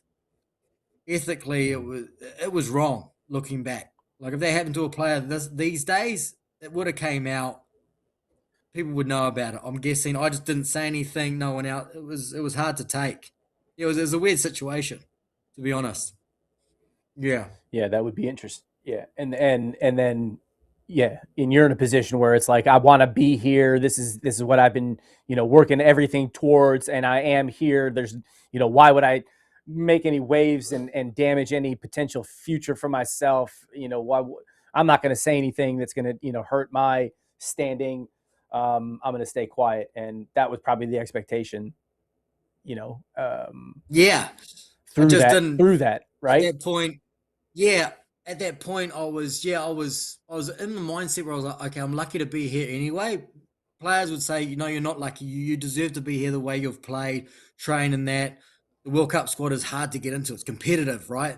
But you're here. But I saw it as I'm lucky to be here. I'm young. Shut your mouth and be 100%. quiet and just carry on. 100%. You know, like I was a 100%. bit like, Yep. not going down that road. You know? Yep. 100%. So yep. then I got wind of they're gonna fly you out, they're gonna send you home. And I was like, man, like I've just been kind of like shafted away. There's a player that's not fit to play, as you can see. He never played any minutes of the World Cup. If Tim Brown was fit to play, he's vice captain. He's playing minutes. He is playing minutes. Right. They're putting him in the game, right? If he's fit to play, Right. you're not leaving Tim Brown on the bench. You're just not, right?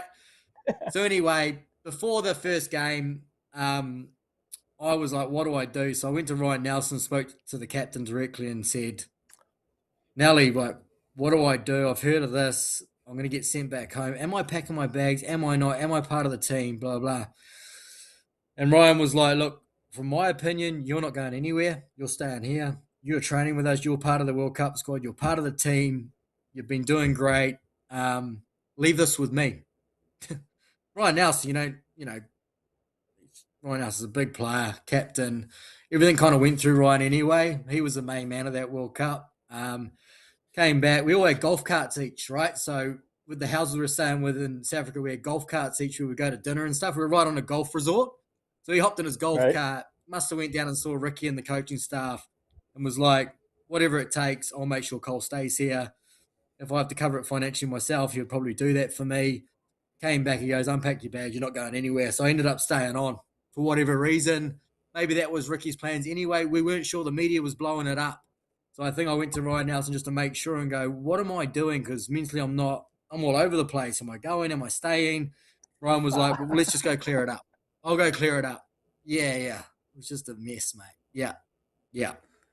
So did you get any confirmation? Did you get any formal confirmation from any administrator, anybody of power that other than Ryan telling you that things are good? It got really tough and I just, no communication. It could have been on my side. Well, just tell me if it's me and anything, just let me know what I have to do to then get me some minutes on the field so I can prove to you that I can play at this high level and give me a chance. Because that was around that stage that World Cup. I was only 2021. I had a lot of years to go, you know? Yeah. I look at I'm looking at like a Cam Howison right now, unbelievable year this year. Yeah. Right on the fringe, right there. Yeah. Definitely. Yeah. Went through England academies, playing now where he is. Phenomenal player in my opinion. One of the best players I've probably played with, actually, to be honest. Cam, fucking good, man. But yet again on that fringe and every coaching opinion is different. But I was like, you've got me into the trial. 100%. You're picking me though. You're picking me in squads, but why am I here? That was my big thing. Why am I here? Yeah, that's the funny part for me is that he continues to pick you. Like, why would he continue to pick you? Obviously, either somebody's in his ear saying you have to pick him, but then you've got that gap between 13 and 16 where it's like, I don't think somebody's going to stay around that long just to stay in somebody's ear. So he saw something and you continue to bring you into camp, but then it's just like, well, I've got you here in camp.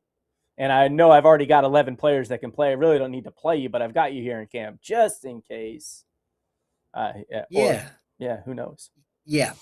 But that stuff, all that stuff just it wears on you. It either, I think it goes either way. And this is, I categorize it going, you taking it the other way. It's either going to wear on you and it's just going to wear you down, or it's going to fuel your fire from a mentality standpoint. It's just going to make you hungrier and hungrier and hungrier, which I think it did. Because if you're looking at timelines, that just then can catapult your New Zealand domestic in terms of like what just took off from there, right? Like you just took off from 2011 on. Well, you went overseas. Okay, so let's finish that. 2010, you come back to New Zealand after the World Cup. What kind of happens from there? Because I know you had a stint overseas after that. Yeah. So I'm going really into depth here because I said I'd be open and honest about in this conversation just on how it all went 100%. down. But hell yeah. So I was sitting in a I think it was an Uber or something with Simon Elliott, right? And he's asking me about why are you here? Why are you at team? How can we help you to get you to where you need to be, get you to a higher level? what can we do? And this is a player, like phenomenal player. I had a good relationship with him. He was hard on me. I know This that was he at Team believed in me. Wellington. This was at Team Wellington. Yeah, no. I was in the World Cup with Simon Elliott. Oh, we were at the World okay. Cup, and he was asking me, "Where do you want to go? This has happened now with Tim Brown, but you're better than this. Is how can I help you as an ex MLS player, ex Fulham player?" Got it. So he started talking about the MLS, and I was like, "Okay." And he goes, "I think you'll be suited in there. Let's see what we can do." And then I ended up getting an opportunity and linking in with obviously Nate Winkle through Ola Academy, and Eddie Rock, who was my agent, who took over me as an agent, right, to get me an opportunity to get overseas and sign pro, right? So thinking back, this would be my first pro contract, really. I hadn't been pro at that stage. I was only 21, but I still hadn't actually secured a pro contract. Yeah, I got paid pretty well domestically on where I was at. I didn't have to work or anything. I was pretty good with the level I was at, and the clubs looked after me. But I hadn't been pro yet, and that was one of my goals as obviously a player. I've got to, if it's going to be a time, it's got to be now. Been to a World Cup, got, selected. This is the time. So that's how that all started with Nate, obviously, who you know really well. And he gave me that opportunity. Yeah. So that was around 2010-ish, moving into 2011. 11-ish. He linked you in. 11, yeah. He linked you in with Ed. So, he linked you in with Eddie. Yeah. And then went to Seattle Sounders, obviously in Seattle. MLS, went in trial at Seattle Sounders. Right? Yep. So I was like, okay. In my mind, I was like, is this going to be another disappointment, or is this my time to get my chance to just give me a contract and give me a chance so then I can – because once you – what I've found with anything is once you get your foot in the door, there's always pressure. But once you get that contract signed, a big pressure is relieved and gone, oh, I've got that pen to paper. I can relax a little. You never relax, but I can relax a little bit. I've got it. Now I can prove myself and be comfortable. I've got my contract, got money coming in, got an apartment. I'm good, right? I can settle in. I can really focus on my career now. So I went to Seattle, did really well again. But in those MLS spots as a foreigner, it's very hard to crack that because the tiers of the MLS. Back then, there was 50 players went on trial at Seattle that year. Drafted players from American colleges, highly competitive. Like, I didn't go to college, so I was just coming straight in through Nate and Eddie. You're on trial. The amount of players that were there on trial blew my mind. Like, I thought, oh, there must be 3 or 4 of us on trial, or just me. No. There was all the top picks from American drafts coming in, like good college players. Like, level was high, USL. So I was like, oh, okay, here we go. So we all stayed in a big hotel together. So there was 50 players staying in this hotel. You get up in the morning, you'll get picked up by like 5 to 8 minivans, take you to training, give you cash every day to get you going through the day. It was like per diem or whatever they used to call it, under your door, some cash, trial, come back, drop it to the hotel, go again next day, go again the next day. So I'm like, every day there's just players dropping off. So one day you'll wake up and there'll be like 10 players you're talking to the day before, they've been cut. Gone. See you later. See ya. Okay. So I'm getting down. I'm like, there's only like 5 of us left. Like, I'm like, whoa, what's going on here? So I'm like, okay, keep going. So we got down to about 3 of us. And I can remember the club going, okay, we really rate you. We're going to take this boy. We're going to sign him now at Seattle. He was a holding midfield, same position as me. Sign him. But we're going to send yourself and Alex Kasky, his name was at that stage, another midfielder. We're going to send you. We really want to sign you. We're just looking for spots, foreigner, a whole different dynamic being a foreigner. How are we going to do this? We're going to send you on a contract, full-time contract, pro contract. Charleston, they already want to sign you off our recommendation. They don't even want to see you. They're just going to sign you tonight, right? Okay, sweet. Hang on, where's Charleston? So I'm like, what's going on? Okay, so I'm not here. I'm going to Charleston. I don't really know America very well. So I get on the phone to Jared Smith, who played for Seattle a couple of years back. He was a good mate of mine. Jared Smith, I said, Jared, what's Charleston all about? He goes, don't hesitate in signing that contract. It's like one of the best places you can live in America. The club's brilliant. They play in the USL, good crowds, good stadium, 7 beaches, cheap it's a uni town. It's going to be good. Okay. So I rang Eddie Rock back, send the contract through. I'm on. So then Charleston flew me back to Auckland to get my, is it a P1 visa, player visa? American player visa. I think it's called a P1 visa back then. Yep. Got that fast tracked, boom, back on the plane next day. Then I'm back in Charleston. So I flew back home, back. Right, so the deal with Seattle was like play one season, sign a 1 year deal, but then you're going to come back into Seattle, and if you perform it at Charleston, we're going to get you back. And that was a message from Nate, message from Eddie Rock, just keep doing what you're doing. So we had a good team at Charleston. They won the league the year before, and they've won a lot of that trade, that USL. They sort of dominated that level in that second tier of the USL at below MLS. They were a big club. I didn't realize how big they were until I turned up. Yeah. Yep. Yeah, championships. Everyone kind of, from what I could see, everyone wanted to play for Charleston. Great club. So then played the first 8 games. Holding midfielder. Great. Sweet, I can do this. Coach rated me. Everything's going to plan. Just got to get through the season, keep impressing, keep dominating. Went and played Wilmington away. Ball comes in. Tackle from the side, break my ankle. Boom, just fucking, go down. Not good. Second time I've broken my ankle. So I broke my ankle at 13 years old. Before I went to Germany, I broke my ankle at that younger age. Same ankle. Broke it again. And then this was my third time breaking my ankle. So I've had a lot of trouble with this ankle. Got injured. I was devastated, in a cast. Just like, fuck, it's happening again. Like another knockback. Another hasn't gone to plan.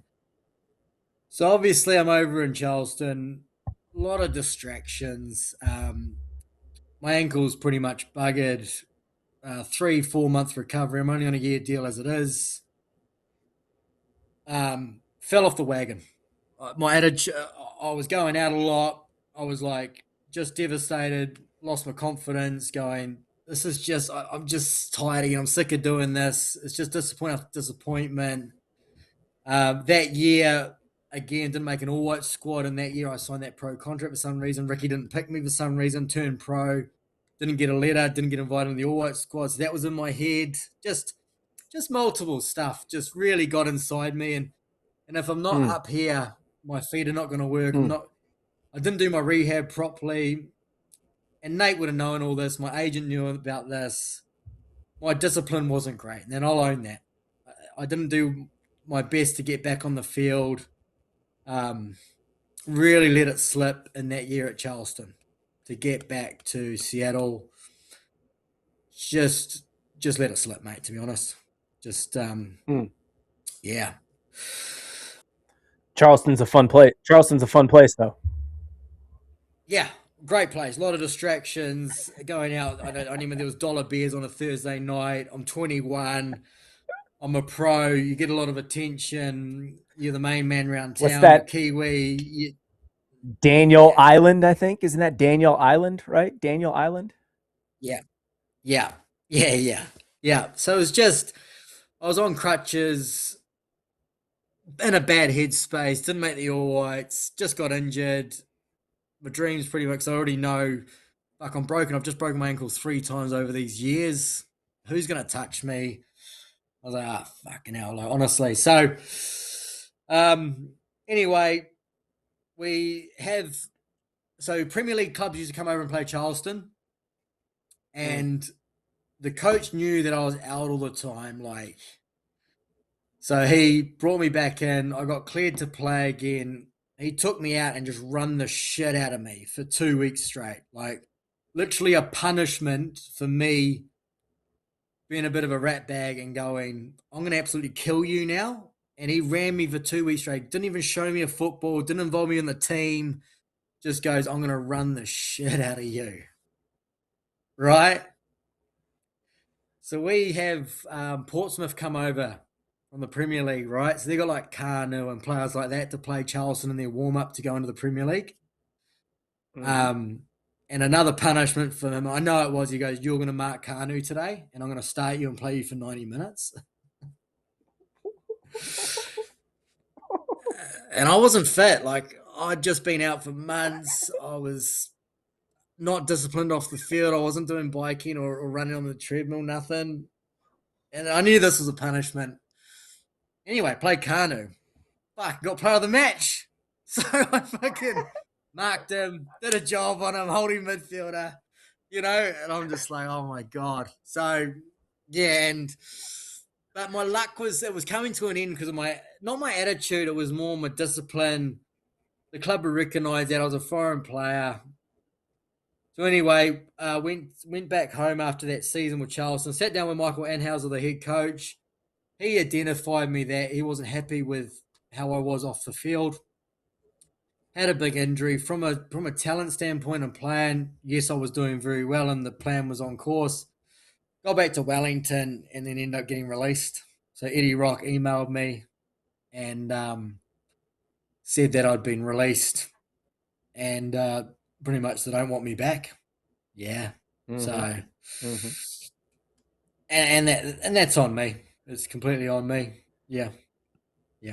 Yeah, I mean, good on you for owning that part of it. Yeah. I think, again, some adversity thrown your way in terms of the injury and you're overseas, you're in a college town. It's easy to have a lot of fun. And the focus can be easily lost. But yeah, so there a little bit more adversity thrown in your way. Okay, so walk us through that then. I'm released. So now I have to find another team, or am I done playing now? Like, is this but you're only 22, 23, so I'm still pretty young. Injuries aside, I'm still pretty young. I'm still capable of still having a go at this. Yeah. So after that, I think that's when it really hit me from a mental standpoint. Anxiety started to creep into me with Germany, a bit of reflection on Germany being so young, put in that situation. It started to creep into me and with disappointments, I started not handle it very well and started to become a bit bitter, but just not feeling good every day. And then I got contacted from Napier City Rovers, Hawke's Bay, said, just pretty much come back home. This is your second home. Come back through Johnny Gould, Bobby, Grant Hastings was the coach, Central League.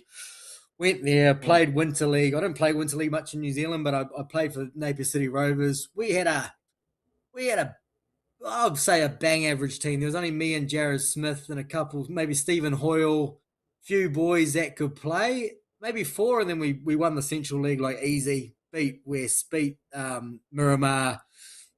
No right to win the league, but we had four individuals that could win games. Like we were just a level above in that level. And then Miramar and Team Wellington started knocking on the door again and said, come in. And that's where it all started sort of domestically for me, where captain won the National League, the Franchise League 3 times. I don't know many players except Auckland City players that have done that. Started winning stuff, won the Central League 3 or 4 times. Just started winning stuff. I just become a real winner and settled into Miramar, Team Wellington. Bit of coaching for them, put me on, obviously, looked after me. Didn't really have to. I supported the club with their junior space, got into that, helping kids out, and found a home in Wellington, and then just started dominating alongside Auckland City with Team Wellington sort of got put on the map there where we competed with Auckland City. That's how that all started. Mm-hmm. Yeah. Mm-hmm. Yeah. But did you win Chatham Cups as well? You won a Chatham Cup? I didn't really. I've only played 4 Chatham Cup games. I think it wasn't a priority for us National League players back then when it was franchise driven. I think we'd only come in. I think a couple of years we played 2 semi-finals or 1 semi-finals against Birkenhead, but we didn't play the lead-up games.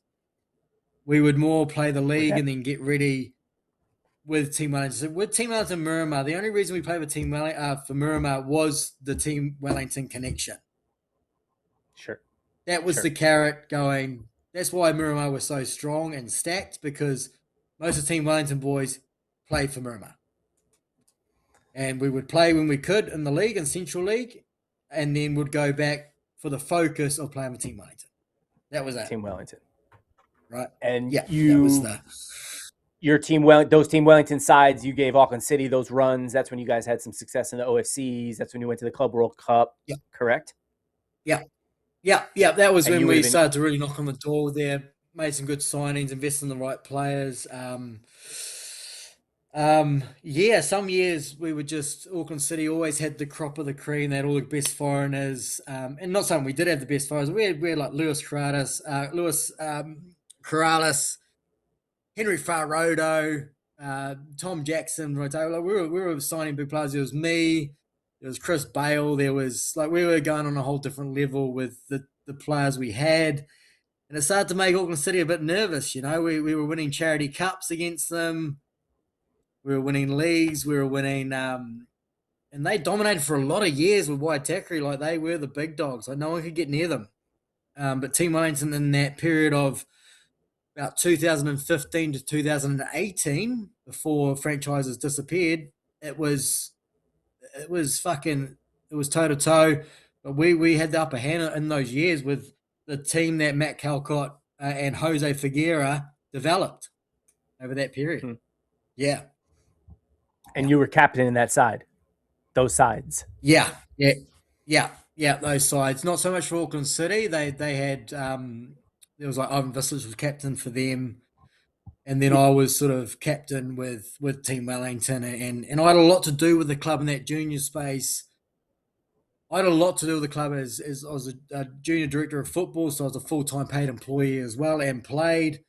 I had a lot to do with Scots College as director of football, so I was a well-rounded. So if there's any issues, players would come to me, I'd sort it out for them straight away. Because like I said, in a team, I'll do anything for you. Any issues, I'll go sort it out with the club president or whatever, and it'll get sorted. That's a big takeaway from you is just the professionalism that you show. And you mentioned it, the one contract, I think, in Charleston would be the quote unquote one professional contract that you signed in your career, in your long football playing career. But yet, and nothing to take away from the Team Wellington time, but those are quote unquote amateurs. They're not professional, but the professionalism that you brought to the game every single day, from a training standpoint to working with the kids standpoint, and yes, fun is part of it, but the professionalism side that you brought to it, that's few and far between. And I said it earlier, just because you're not a professional doesn't mean you can't bring the professionalism to the game, and that's something I think you always brought to it. So, and that's why that's why I don't think a coach would hesitate to give you the captaincy, and that's why the teams that you played for had the success that they did have. Amazing. Yeah, we had some good years, man. And then that's the thing I say to clubs even here: just use your amateur, don't act amateur. Try to raise the bar within your capacity, capabilities, resources. Don't settle just to be amateur because you are amateur. And quality over quantity. Sort of, there's a lot of things to think about that people don't realise in the New Zealand sector. You can actually raise the bar without all these things. And if that's the way that we're operating, if that's the way that we're teaching and educating and asking them to walk that kind of way, when we do send them on trials to places, or they do graduate from ours and move on to the next place in their development, they're ready for it because they've been acting as such. The habits are ingrained, and it doesn't take much to flip that switch over, when they're asked, or it's just part of who they are. So yeah, that's a massive part of it. Yeah. Just fake it till you make it. Yeah, and I think I look at younger players now in the sport, and through that period, I think what triggered it with the Charleston, and when I go back to the depression, and I know you want to talk to me about that today, the depression, the anxiety, just the disappointments and the pressure of being young over in Germany, it did start to grow on me around 2013 to 2018, where I was diagnosed with clinical depression, anxiety, and when I look back, and I'm good now, and I still have my weeks and stuff like that, but looking at what I achieved at that domestic level of operating on 40%, 50% as captain, as player, still making the All Whites in 2013, still making the All Whites in 2016. like people didn't know what was going on because I didn't talk to anybody. Dad used to call me the Iceman because nothing affected me. But internally, I was dying, and the doctors knew it. But looking back, it's crazy what I achieved being that mentally not well. It was really bad. Yeah, thinking back. We would have been introduced to each other around that early 2011 time frame when Nate was helping you out with that Seattle situation. And those were young times in terms of your age frames and your development time, your maturity side. And I'm a few years older than you are, but there was just, that energy that you always had. And again, the professionalism side, like I said before, that you brought every single day. It's easy to navigate towards you, to enjoy spending time around you, we've had a lot of fun.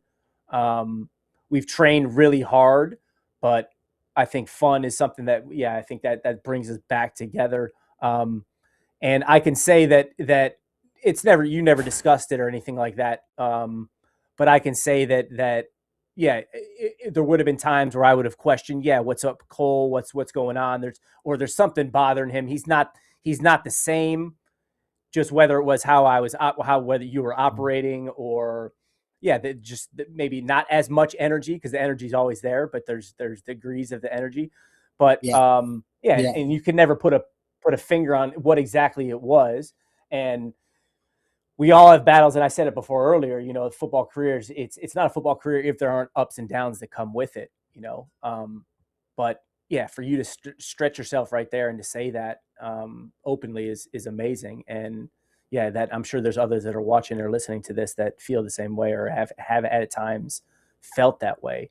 And that's where, bring it back to 12, 13 years age, making a jump that you made, making sure that anytime a jump like that is made, whether it's 12, 13, which is extremely young, or it's 18, 19 when I'm going to university on the other side of the world, or 17, 18, 19, 20, 21, where I've shown something and now a trial is presented to me in some capacity, that there's some support there, whether it's, somebody, a mentor that I feel really comfortable talking to. Obviously in today's 2026, we've, FaceTime, we can call and WhatsApp and whatever. yeah.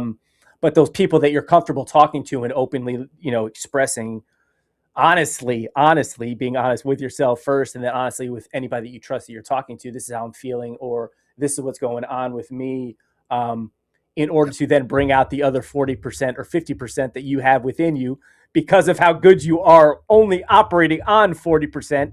How can I squeeze that other to make you as good as you can possibly be? That's amazing for you to say something like that. Yeah, no, it's important to talk, and we all say that we've got to talk to each other and all that, but I didn't. I held it inside, and then I look at the young age, and it just started growing me and affected me, and I'd play in games where I'd disappear, and only I'd play in games, and players would turn to me and go, "Okay, we need you to do something," and then I'll go and get an assist or I'll score for Team Wellington, and then I would win the game. But I'd go missing for 60% of the game where mentally I wasn't even there. I didn't want to be there. It just got me so lost, and I really struggle with what I've achieved and what I haven't achieved, because I dwell on what I haven't achieved, not what I have achieved. So I've got an incredible partner, Jen, a beautiful, beautiful partner, and she tries every day, every week to bring up the good of my life now, which is phenomenal, and the career that I've had, instead of the decisions I made and the disappointments I had. I always dwell on them. And I'm still working on that to this day at 38 next week, to try to see the positives of that. And that's the hard bit for any sort of retired footballer, or it's hard, even other people. I struggle with it. So it's tough. Hindsight's 2020. Hindsight's always 2020, Mm. and the competitors that we are, and Mm. the close to perfectionists that we want to be. We're always going to say I could have done a little bit better, but I want to bring it back Yeah. now to, and you've alluded to it. I don't have a problem saying it, and I don't know New Zealand football history to the core or anything like that. I'm not going to, say that I do or anything like that, but I think I have a pretty good idea, at least from the time frame that I've spent around it, and then and the knowledge that I've tried to gain from before I touched base in New Zealand. But you've got to be one of the most decorated domestic football players that New Zealand has seen in terms of what you've won, and then top that up with being the captain for the teams that have won, because that's another level to the level of winning.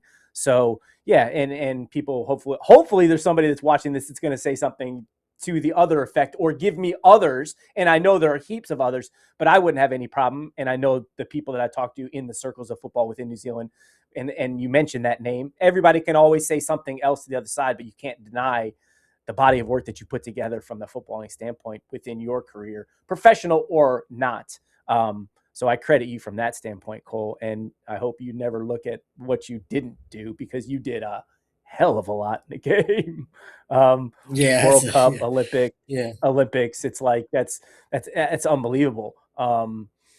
Yeah, and nobody can take that stuff away from you. 15's all white shirts in your closet. Like there's, that's that body of work is always there for eternity. So I want to get into a little bit more nut on, or you, anything else you want to say from that standpoint? Nah, nothing, Pross. It's it's all good, mate. Yeah, it's just tough when you stop playing that, but you got to look back at the positives, not the negatives. And I keep getting told this every day, every week, and you just told me again. So I think I got to start listening, brother. You know. That's why we're gonna bring you down we gotta get you down to Ole sometime and get you involved in some camps or get you around the game a little bit more, because that might stoke a little bit. Yeah. A little bit. All right. So a couple things in here. Because you've played against some exceptional players. I'm sure listeners would love to hear a little bit more. Some players, and you mentioned a few, but some players played against. Like, throw some more. You threw Beckham out there. You threw Davids. Did you miss any? Was there any other names that come to mind? Played against, played with. You threw some amazing names out there in that best 11. Is there anybody that we're missing? Yeah. So obviously, anything you saw at anything you saw at the World Cup that maybe comes to mind. Well, yeah, you look at the teams that we played at the Olympics and World Cups, and even under 20 Olympics, under 20 World Cups. Me in Europe, I've got a lot.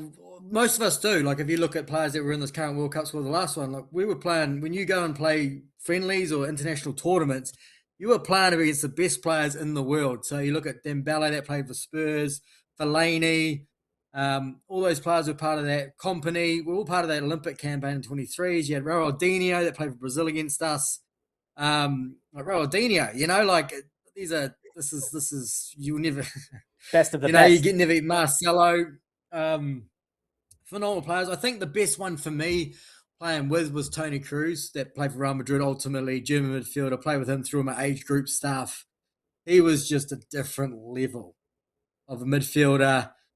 Phenomenal. And I think the best I've played against is Messi, obviously. When we were 14, 15, we went to a tournament in Italy, right? We were young. So the top two teams in their league and around Europe, like Manchester United were there, Celtic were there, Parma were there, Juventus were there, Barcelona was there, Real Madrid was there. Tournament, boom. Go to Italy, went on the team bus because you could travel anywhere in Europe. We had a big team bus that you could sleep in, all branded up as Rostock. This is the level, big branded up bus. Cruise in, there's me, Tony Cruz in that team. A few other good players that went pro from that academy. Got really far in that tournament. We beat Parma in the quarterfinals, and then we had Barcelona in the semis. So they had Lionel Messi, they had Cesc Fabregas, they had PK. So at that age, you are still learning to who's who, right? So we were confident. I had Tony Cruz next to me. I was like, we're going to win this fucking tournament easy. It's Barcelona, but we're the best, one of the best in Germany. Like, how hard is this going to be? So anyway, I start holding midfield with Tony Cruz. We play a 3 in midfield, someone in front of us. He's like this little kid playing midfield for Barcelona, like tiny. I'm like, fuck, we'll have him, no bother. He's tiny. Mate, fucking hell, was I wrong? Like, this kid dominated us, like on the half turn, cutting, dribbling. It was like the ball was glued to his foot. Like, we couldn't get near him. Like, I was like, Tony, like, what are we doing? He's like, fuck, I don't know what's going on here. Like, this is just crazy. So that was the first time we came across Lionel Messi at a young age, and at that point in that game, I was not getting dragged. Like I was playing 90 minutes, like I was top in that team, and the coach dragged me at halftime. Was like, "What's wrong with you?" And I said, "I've not been bad. I can't get near this guy. Like this kid is phenomenal. I don't know who this is. There's something different about this kid." So then I was like, fuck, I'm on the bench now. We lose 5-0. Messi scores 4 or 5. He's player of the tournament. So anyway, we get in the bus. We start looking this kid up, like Lionel Messi. And like in the bus, we're like, who's this kid? Like, fuck. So he's training with Ronaldinho at that stage. He's already in the first team training. Like, what are we? We had no chance, mate. We go in all confident and cocky, and he just destroyed us. Yeah. Destroyed us. Yeah, and that's probably that's best player. Yeah, yeah. And that was not even him at his prime peak. Like he's probably he was just a kid. Has he hit it? Has he hit his prime, his peak? I Yeah. don't know. Probably another 10 years he'll probably hit it. Yeah. Levels to levels. Levels to levels. Well, those are some ballers in there those are some ballers in there. Favorite football experience. Ooh. I would say the football experience. I'd say the Olympic Games 2008 China with Stu and that team. With the team we had some incredible talented players in there. The village. If you look at the World Cup and the Olympics, I'd go to the Olympics every day of the week. If you look at athletes walking around, the standards, the culture, everything was phenomenal. Yeah. But I think the fact that you guys were in South Africa for that World Cup maybe had a little bit of difference.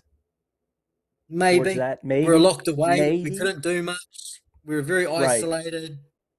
There was a lot of trouble over there. South Africa's a dangerous place. You see the guys here, like, and not the US or anything like that, but like they've got like 6 or 7 days in between games. You'll see like Holland will be like, going to like they were at like a hockey game, or like some guys that are playing in like New York, they'll be walking around New York City or something like that. Like they're able to get out and about, the fact where you guys were was that made that difficult, and that probably then tainted your experience or that, your outlook on the experience. But like the Olympic Village, the Olympic Village got to be girls from Sweden and come on. Like I was 18, so I was like, whoa. Like you're like walking down the village and there's like Roger Federer like walking past you, Roger Federer, and then there's Venus Williams at dinner. Like they got food that's 24 hours, like a restaurant, McDonald's, that's cool. Asian food, every culture in the village. You can wake up at 3 a.m. and grab a Big Mac, no problem. That's cool. It was a cool experience, very cool. We played really well. We obviously drew, lost, and then we needed to beat Belgium in the last game, which had Fellaini, Dembele, Company, stacked. That was that generational team, right? I think De Bruyne was a bit young, but we needed to win that. We had a red card. We lost 2-1 on them, but we were drawing with them a long time. So we were still, when you look at groups of players and even now, we were still, as New Zealand teams, we were still competing back then. It was just a different way, and we weren't at clubs like these kids are now. It's just different. We saw the talent there, just need to get brought out. Yeah. I love it. I mean, and we didn't even touch on this, and I'll wrap this up here in a minute or so. But what did you think of these past couple of weeks with the All Whites? Like, how do you think this World Cup has gone for them?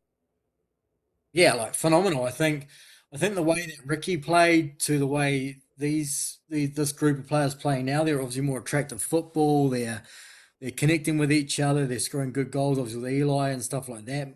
Way more creative going forward and stuff.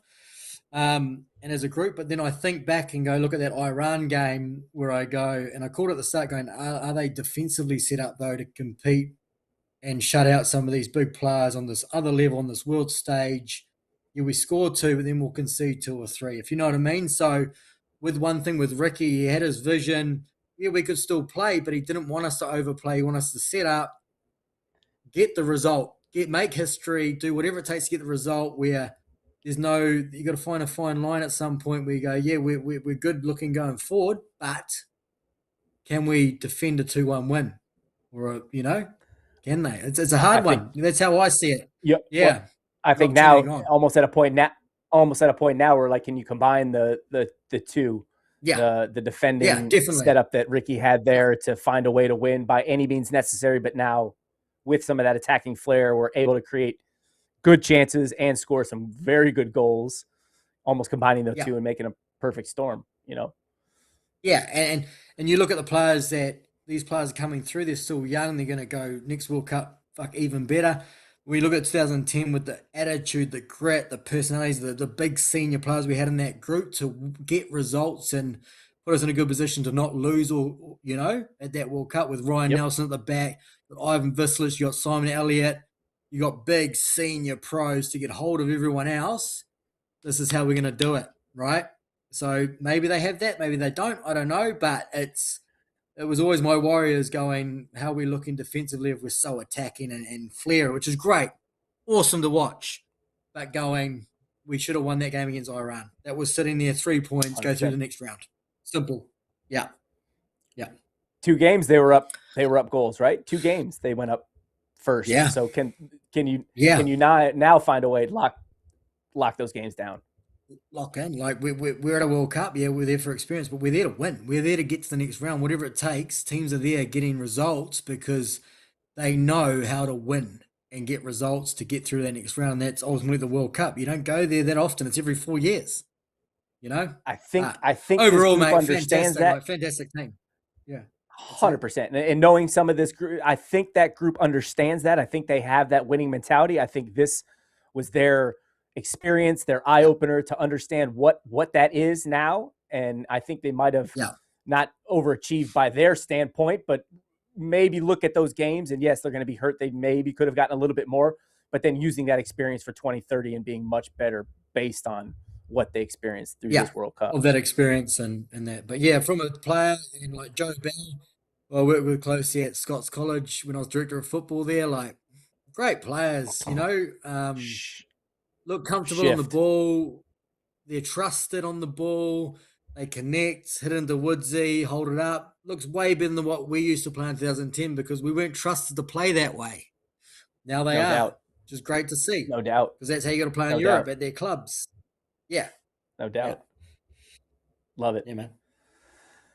All right, let's wrap it up on this last because I think you're one that's fantastic through your football career, your ups and downs, where you started, what you went through, still ultra focused on what you were trying to achieve and ultimately won. So that's why we do this, to compete, is to ultimately win, and you ultimately won. Finished the career out with that. Yeah, like what would be your greatest advice to give to those aspiring Kiwi football players that are out there that are listening to this, knowing you went through it, got to the pinnacle of what the game has to offer, did it at a domestic level, did it at amateur level, played as a professional player? Like, yeah, what would be your greatest piece of advice that you'd give to some of our young listeners out there? Yeah, I think as a younger player and like attitude and stuff comes in, I'm a big believer on you are who you hang out with. If you know from a growing up point of view, there's lots of distractions. People are pulling you every direction, but try to cut all that out and focus on what you want to achieve because you can do all that at a later stage in your life. So if you look at, a big part for me was, and I'm honest on here, it's the partying, the going out, the scared to miss out on stuff, it's hard when you don't have that frontal lobe developed yet because you're not thinking like that as a young teenager. But I think hanging out with the right people, the right group of mates, and staying focused on your journey to get success on what they won't achieve. You know what I mean? Because not many people get to get chances in life, but you got to use that opportunity while you have it because it's just gone like that. And I'm an example of that. On where a few bad decisions, done some fantastic stuff, but you've got to stay on course. It's so important because it fly by and there's other players out there that are potentially always better than you or will take that opportunity off you. Yeah. Love it. And we talk about this, like if you become a professional football player and you've played for, your career's lasted 10, 12 years, like long career, if you played till your mid 30s, early to mid 30s as a professional football player, a high level football player, that's a pretty long career. Goalkeeper maybe push towards upper 30s, maybe low 40s, maybe as a goalkeeper, just because their longevity is a little bit. But that'd be a long career as a football player, right? And you're talking 35-ish. Yeah. Long, like age-wise, what do we live until like 80s? If not longer, 85s, 90s in today's day and age, we prolong that. So I finished my football career at 30, 35. And I'm living till I'm 80. What am I doing for those next 40, 45, 50 years? I got a long time, more than the time that I had as a football player, right? So that window is so short, even though it's a long career, it's so short. And there's so much more after that footballing career. How can I set myself up to be successful with that? Is it through my daily habits? Is it who I act from a character standpoint? Because you use the word character. How do I treat people? How do I show up on a daily basis? That's going to prolong after I'm done playing football, but it's also going to set me up in that short football playing career that I do have to probably be the best that I potentially can be. And nail on the head right there. Yeah. And then you are who you associate yourself with. So be wary of that too. Yeah. Brilliant advice, Cole. Thank you. Fantastic. Man, we hit on a lot, like taking us from where you started to, through that journey, and talking to us about some good things, because it encompasses what's on the field, but a lot that's off the field as well. That's going to help us do well on the field.